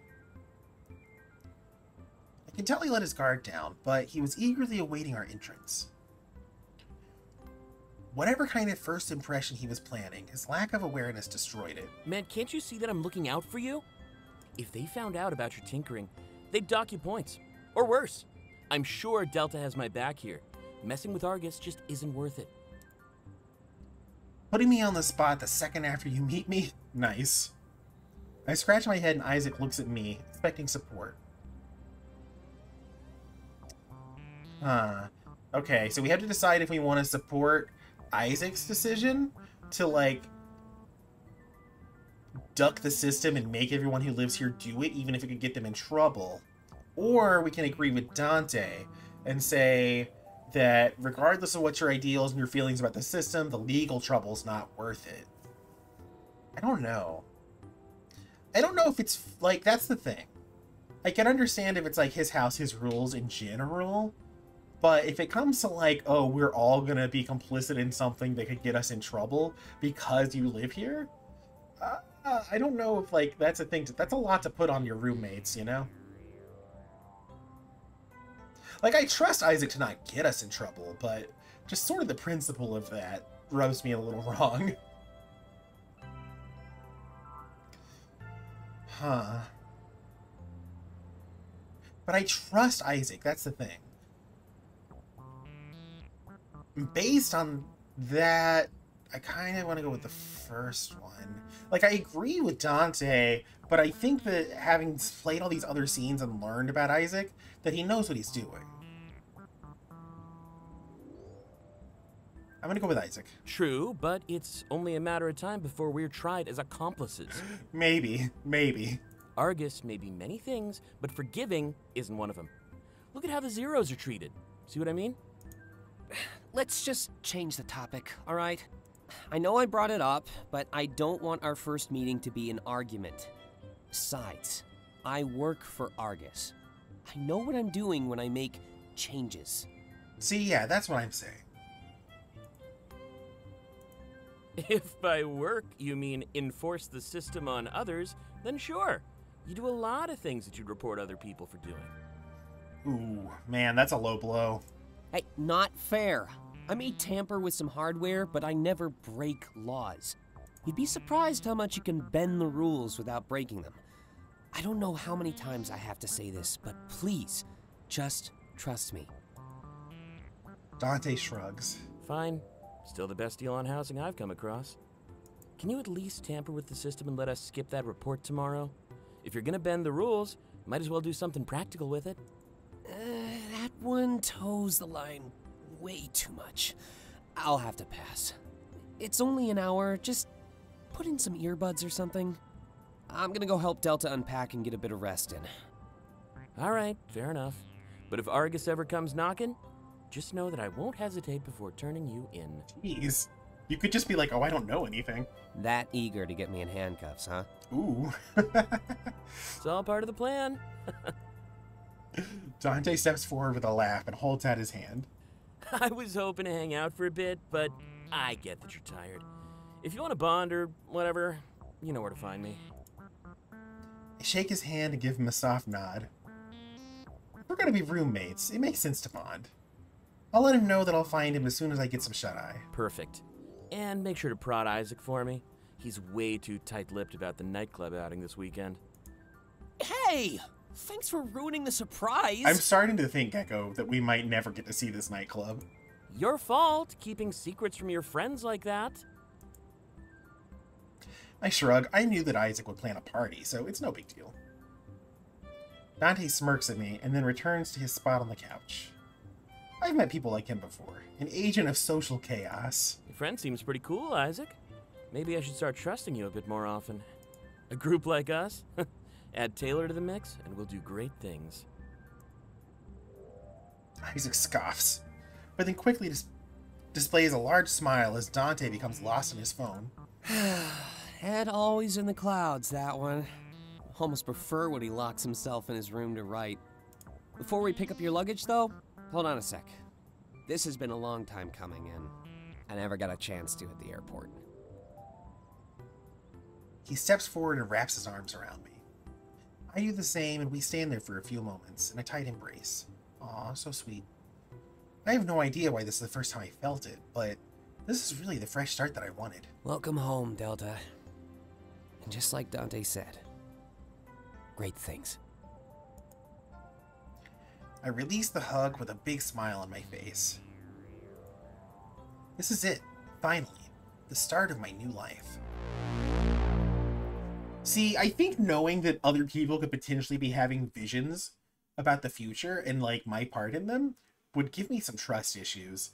Because I would be like, wait, how do I know that this person doesn't have an ulterior motive? Because they know something about my future that I don't, because I happen to be in a vision that they had. You know? There's just a lot of ways that this would mess with my head. Experience supplemental fragment. Meeting a zero? Exactly. See what I mean, Gecko? See? You're like, oh, yeah. You're like, wait. Like, what if this person already knows stuff about me because they've seen me in visions and they're, like, using that information, like, to their own benefit or something? Or, like, to get close to me because they think we're supposed to have a relationship of some kind? Yeah. It gets real complicated.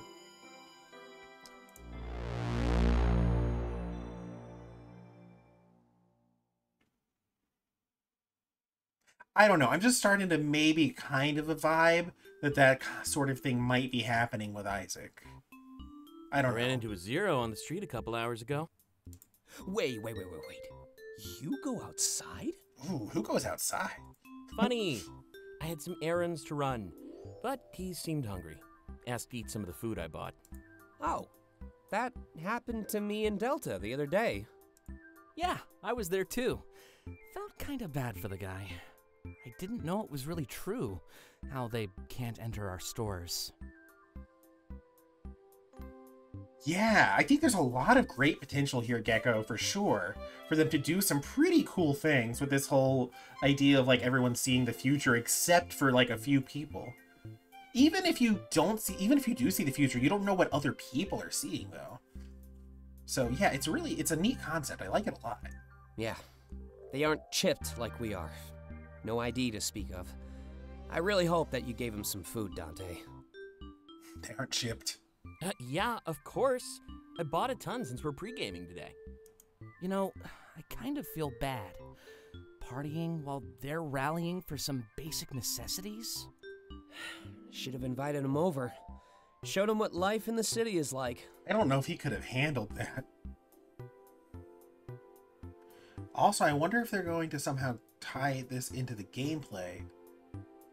Yeah, the way that they play this out, it is a little unclear whether or not you are having visions. I mean, we're playing as Delta, but it does seem like almost like we're having visions of these characters as the player, maybe, separate from Delta, or if we're just like, we are Delta and we're going through our own memories.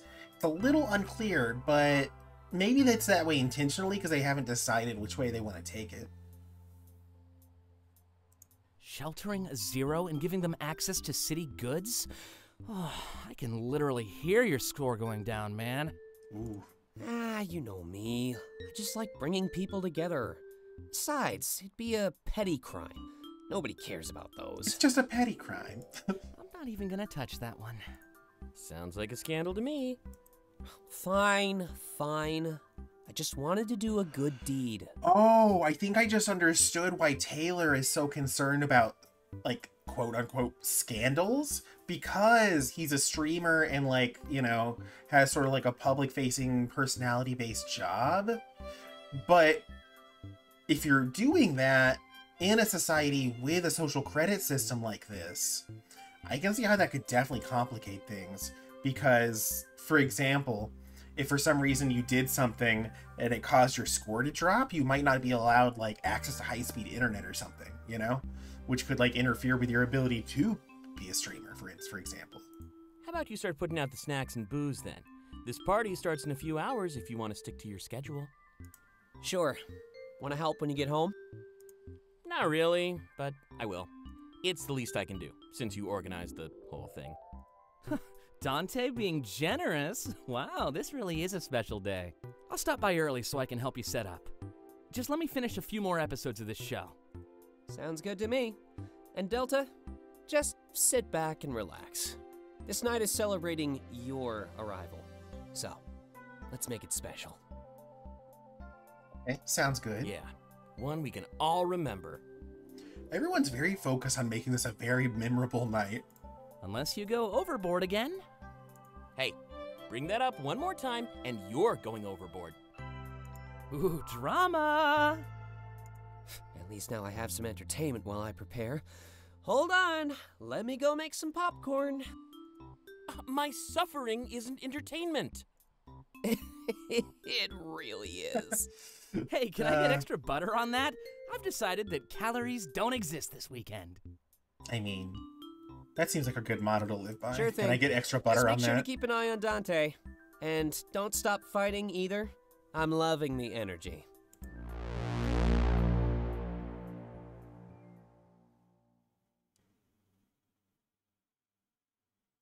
Okay. So, we only have one more pivotal moment to do. I'm gonna do... Let's finish... Experience supplemental fragment. Noise complaint. So we'll do that, and then we'll do this pivotal moment, and then we'll see what happens after that. I'm not sure if we're gonna get another screen to go to, or if that's gonna be the end of the demo, or what's gonna happen.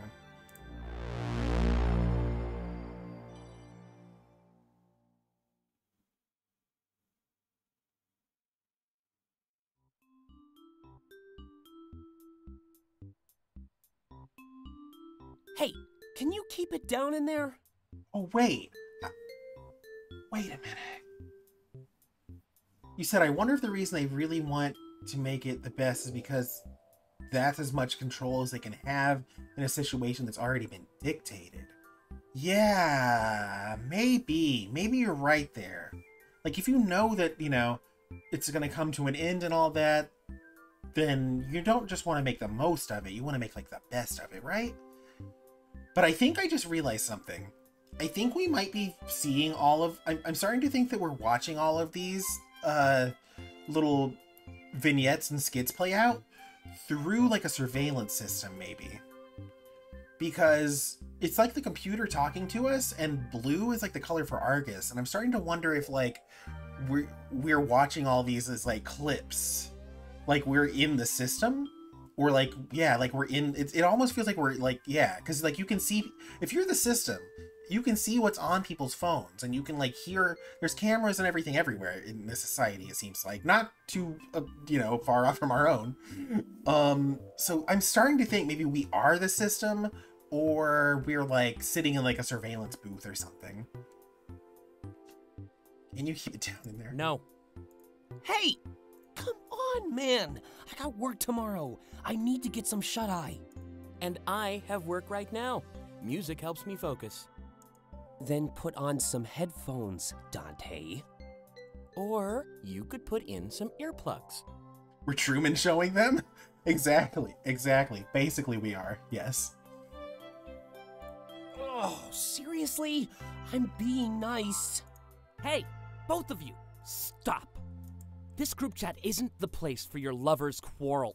I'm trying to stream, and you keep blowing up my phone. Pro tip, mute your phone notifications while you're streaming, unless it's for something like one time I did have to end a stream because there was a tornado warning. So like, you know, pro tip, if you're streaming, mute your phone, mute your other notifications, because otherwise it's going to make a lot... I feel like a streamer that's supposedly at the level that Taylor's at should already know this, but okay. Can't you just turn it off then? The world doesn't revolve around you, man. Taylor, poll your viewers and see what they say. No? But you owe me one. Remember that net outage during your charity stream? Fine, hold on. Several minutes pass without any chat activity. Just as I thought. They don't care. Ouch. Wait, hold on. I actually just got a $50 donation. It says Dante's Headphone Fund. Like, please stop interrupting the stream with this argument. I'll just buy you headphones. Then I win! I think Dante wins, actually. Being stubborn pays off once again. Transfer that money to me and I'll buy a pair tomorrow. Isaac, Jeez. one more night with the music and it'll all be over. I promise. Fine. But if you don't follow through, I'm raising your rent. What, by $50 for 1 month? Controversial. Anyway, now you both owe me one. In the future, work this out at home, all right? Don't make me take advantage of my viewers. Feels wrong. Fair. Oh no. Another donation. Look what you've started. Score. I guess he's gonna get some extra nice headphones now.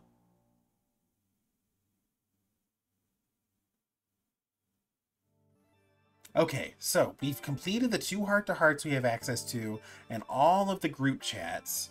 So, let me see if we have a journal. View which journal entry? Oh, we do. So we'll do our journal and then this thing up here. So let me take a drink so I can read this.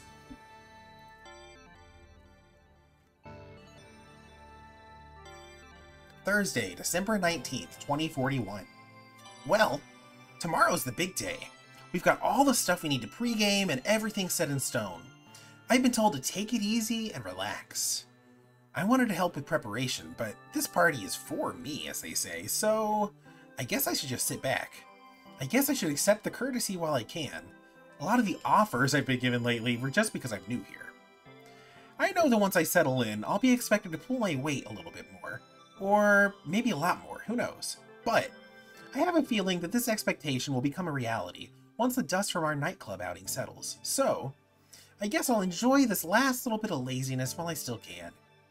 The visits with my counselor are going well too. Honestly, everything's going well for me lately. It's so much better than where I came from. I finally feel like I can breathe and live for myself. I think I'm through living for other people. I was so used to helping others that I forgot what it felt like to help myself.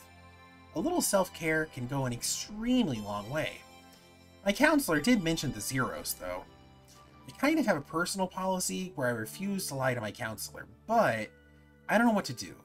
He works for Argus, so I'm not sure how he would react if he knew that I not only socialized with a zero, but gave them some of my food, too. I mean, it seems inherently harmless, but I'm pretty sure it's still against the law. I know counselors say you can tell them anything, and it's just between you and them. But is that really true? Anyway, Isaac wanted to talk to me about something today, since it's our last free day before we get too drunk to function. And this has engaging side content in the margin. Okay.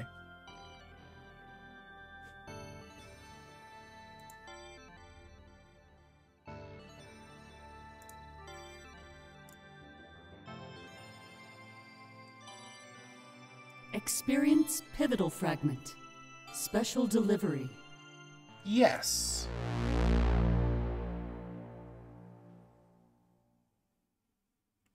Sometimes finding yourself just means realizing how lost you really are. That's like a true fortune cookie line there, but okay. Are we in the totally not an Apple store? I enter Isaac's store, and I'm immediately taken back by how fancy it is. The massive Argus Corporation logo at the back is kind of blinding, though. Oh, is our cursor the Argus? It is. Our cursor is the Argus logo. In spite of that, I make my way towards it and closer to Isaac. He stands behind the register, lost in thought. He seems tired. That's why I have his boxed lunch in my hands. He forgot it at home and I wasn't busy. It was a pretty harmless delivery, all things considered, so I'm sure it'll make him happy. Upon seeing me, his ears perk up and the appearance of stress melts away. Delta! Oh, what a lifesaver you are! Ugh, the only thing worse than working is working on an empty stomach. I promise it won't happen again. I'm not normally forgetful like this. Let's see. Could say no problem, you can always count on me, or we can flirt. And we're already dating him in the future, but technically I think we're before that happened. Well, no, it could be after that. I don't know. I'll take any excuse just to spend time with you. Aw, that's sweet. I didn't realize I moved here to be your courier. Jesus Christ. I'm gonna pick this one. I'll take any excuse just so I can spend time with you. Whoa, subtle. Dante must be rubbing off on you. I don't know if that's a good thing or a bad thing, but remember, don't flirt unless you plan to follow through with it. No one likes a tease. Well, yeah, you don't want to, like, have people's hearts on the line here or anything. He gives me a soft smile and turns back towards his computer. As he faces his work once more, the smirk turns into a grimace. It's almost like his worries melted away as we spoke. Flattering. You'll never guess what happened. 10 of my installations this month have backfired. What? That means the people who bought them made illegal modifications. Basically, I lose the commission. Huh. Normally, I don't care, but 10 in a row? Wait, it's not your fault if they make an illegal modification. You shouldn't lose the commission on that. But also, if that many people are making illegal modifications, there's clearly some kind of, like, civil unrest against the system going on. Something is clearly going on. Yeah, that's what I'm saying. He strokes his chin, lost in thought. It's odd how he hates when people mod their gear, but he does it all the time. I decide to ask him why. Nobody's around to spy or Not anything. just modifications, Delta. Illegal modifications. I would assume in this society that you're always being spied on by the system. What I do is harmless, and I still follow the terms of service. These people are actively causing harm, using the tech to aid in crimes and stuff. Right. Agatha's not the type of person to commit a crime. Besides, Argus wouldn't care if they found out about my mods. That's why we have zeros. You can basically abandon the system entirely. So when I mute an AI or change the colors of lights, it's nothing. I'd like to think that Argus has bigger problems. I mean, they clearly do. Makes sense to me, and now I understand why Isaac's house is so under-equipped. Why implement invasive tech in your home if you don't have to, right? You could stick to the bare minimum, just enough to satisfy Argus. I still feel like trash, though. It's my job to detect potential fraud. They slipped through my fingers, so I enabled their crimes. Argus can dock me points for that. Such a stupid rule. That is a stupid rule. That hardly seems fair. None of this seems to fit Isaac either. It's so odd. A man peddling wares he doesn't support or even use in his own life. Willingly giving Argus eyes and ears everywhere except inside his own home. I vocalize these thoughts and he shrugs. A job is a job. That's what I always say. Besides, it could never hurt to stay on Argus's good side. Climb the ladder, and you won't be there when they tip it over. That's kind of dark. I like working around people, too. And I mostly sell phones, anyway. Big-scale installations like vehicles and home security are few and far between. Can't argue with selling a kid their first phone, though. Connecting them to the world. That's fair. I'd be a bit conflicted if I were in his situation, though. Argus has never done anything wrong, but they're still feared by a portion of the world. Working for them could be seen as working for the enemy by a lot of people. Argus is so secret about everything they do, it's hard not to theorize. It could be solved by some more transparency, but they're never willing to offer that. Now wait. If there's a I think the narrator is Delta, so we can't be the system, I guess. I think we are Delta. It's a little confusing though when we're seeing things through a computer and our cursor is the Argus symbol, but who knows? Who knows? Something about a mysterious corporation running the world seems to strike more obedience. Hey, Delta, let me see your phone. Yeah, that's what I was just about. That's not exactly what I was thinking, Gecko. Yep. I was about to say, maybe like by the end of the game, Delta integrates with the system. Maybe they want him because he can't have visions or something. Maybe. Maybe. Come on. I promise not to scroll through your gallery. No one ever does. Seriously though, phone up. I shrug and hand him my phone. He looks around the store to make sure nobody's watching. A second later, he runs the phone on some kind of scanning device. Wanna know what I just did?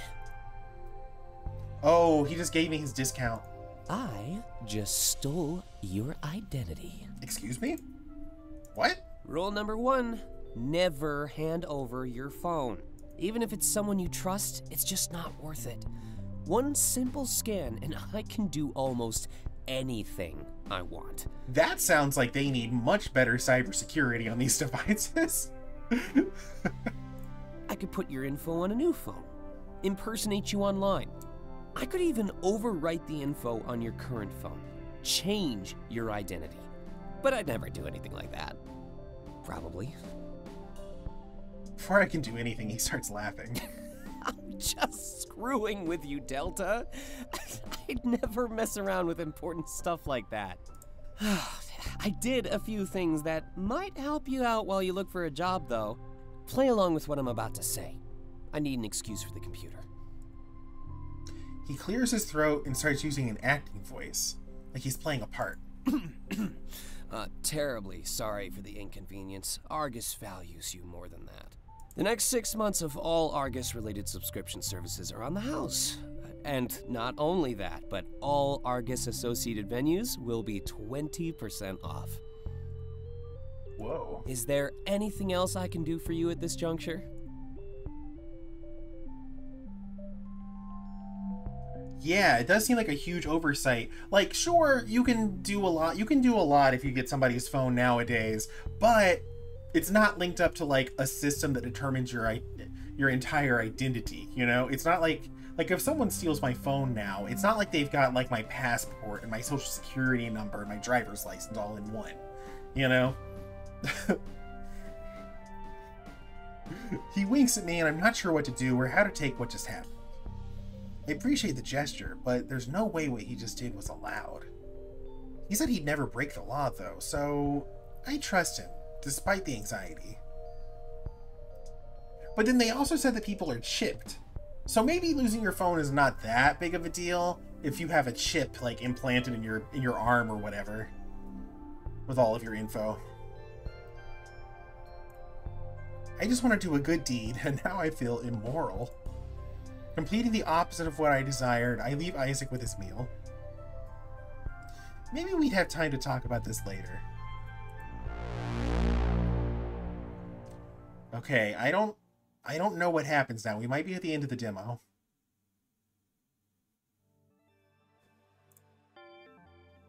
View which journal entry?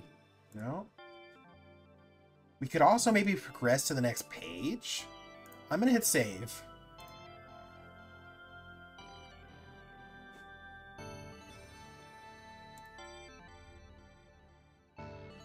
Oh, okay.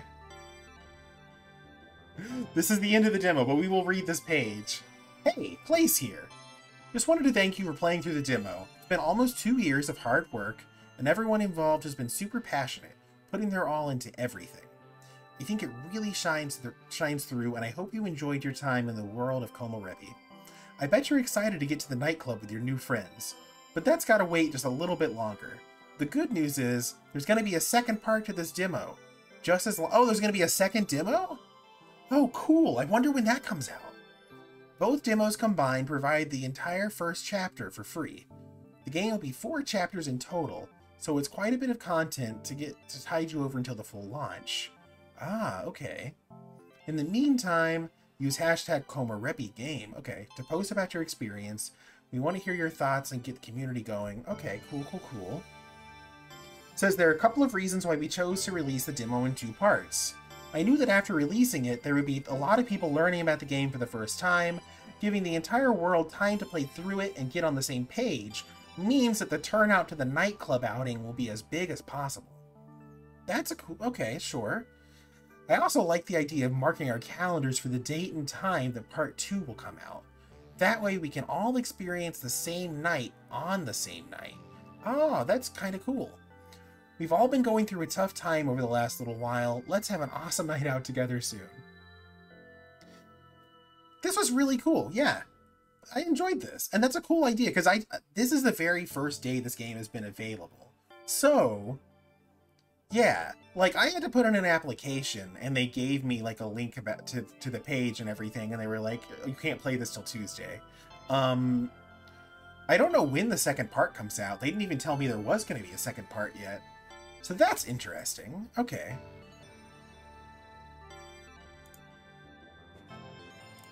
I wonder how they're going to transfer my save data and that kind of stuff, though. Because are they going to give me, like, a whole separate, like, .exe? I don't know. Interesting. Okay. Well, this was fun. This was a fun little experience. I hope everybody really enjoyed this. I had a lot of fun with it. It was very, like, sort of chill. Let me see.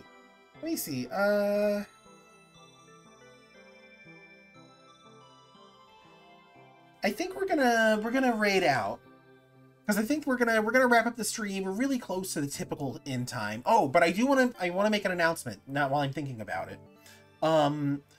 So the stream schedule is gonna be a little bit different this week. Instead of streaming on Friday, I'm gonna be streaming on Thursday. On Friday, me and Thorn, we're taking his brother-in-law out to Korean barbecue for his birthday, and I would probably be back home in time to stream, but I'm gonna be so stuffed on copious amounts of delicious meats and rice that there's just no way. I might fall asleep halfway through the stream if I try to stream just like more pork belly than squirrel, you know? But I have Thursday. Yeah, Korean barbecue's no joke. It's all you can eat.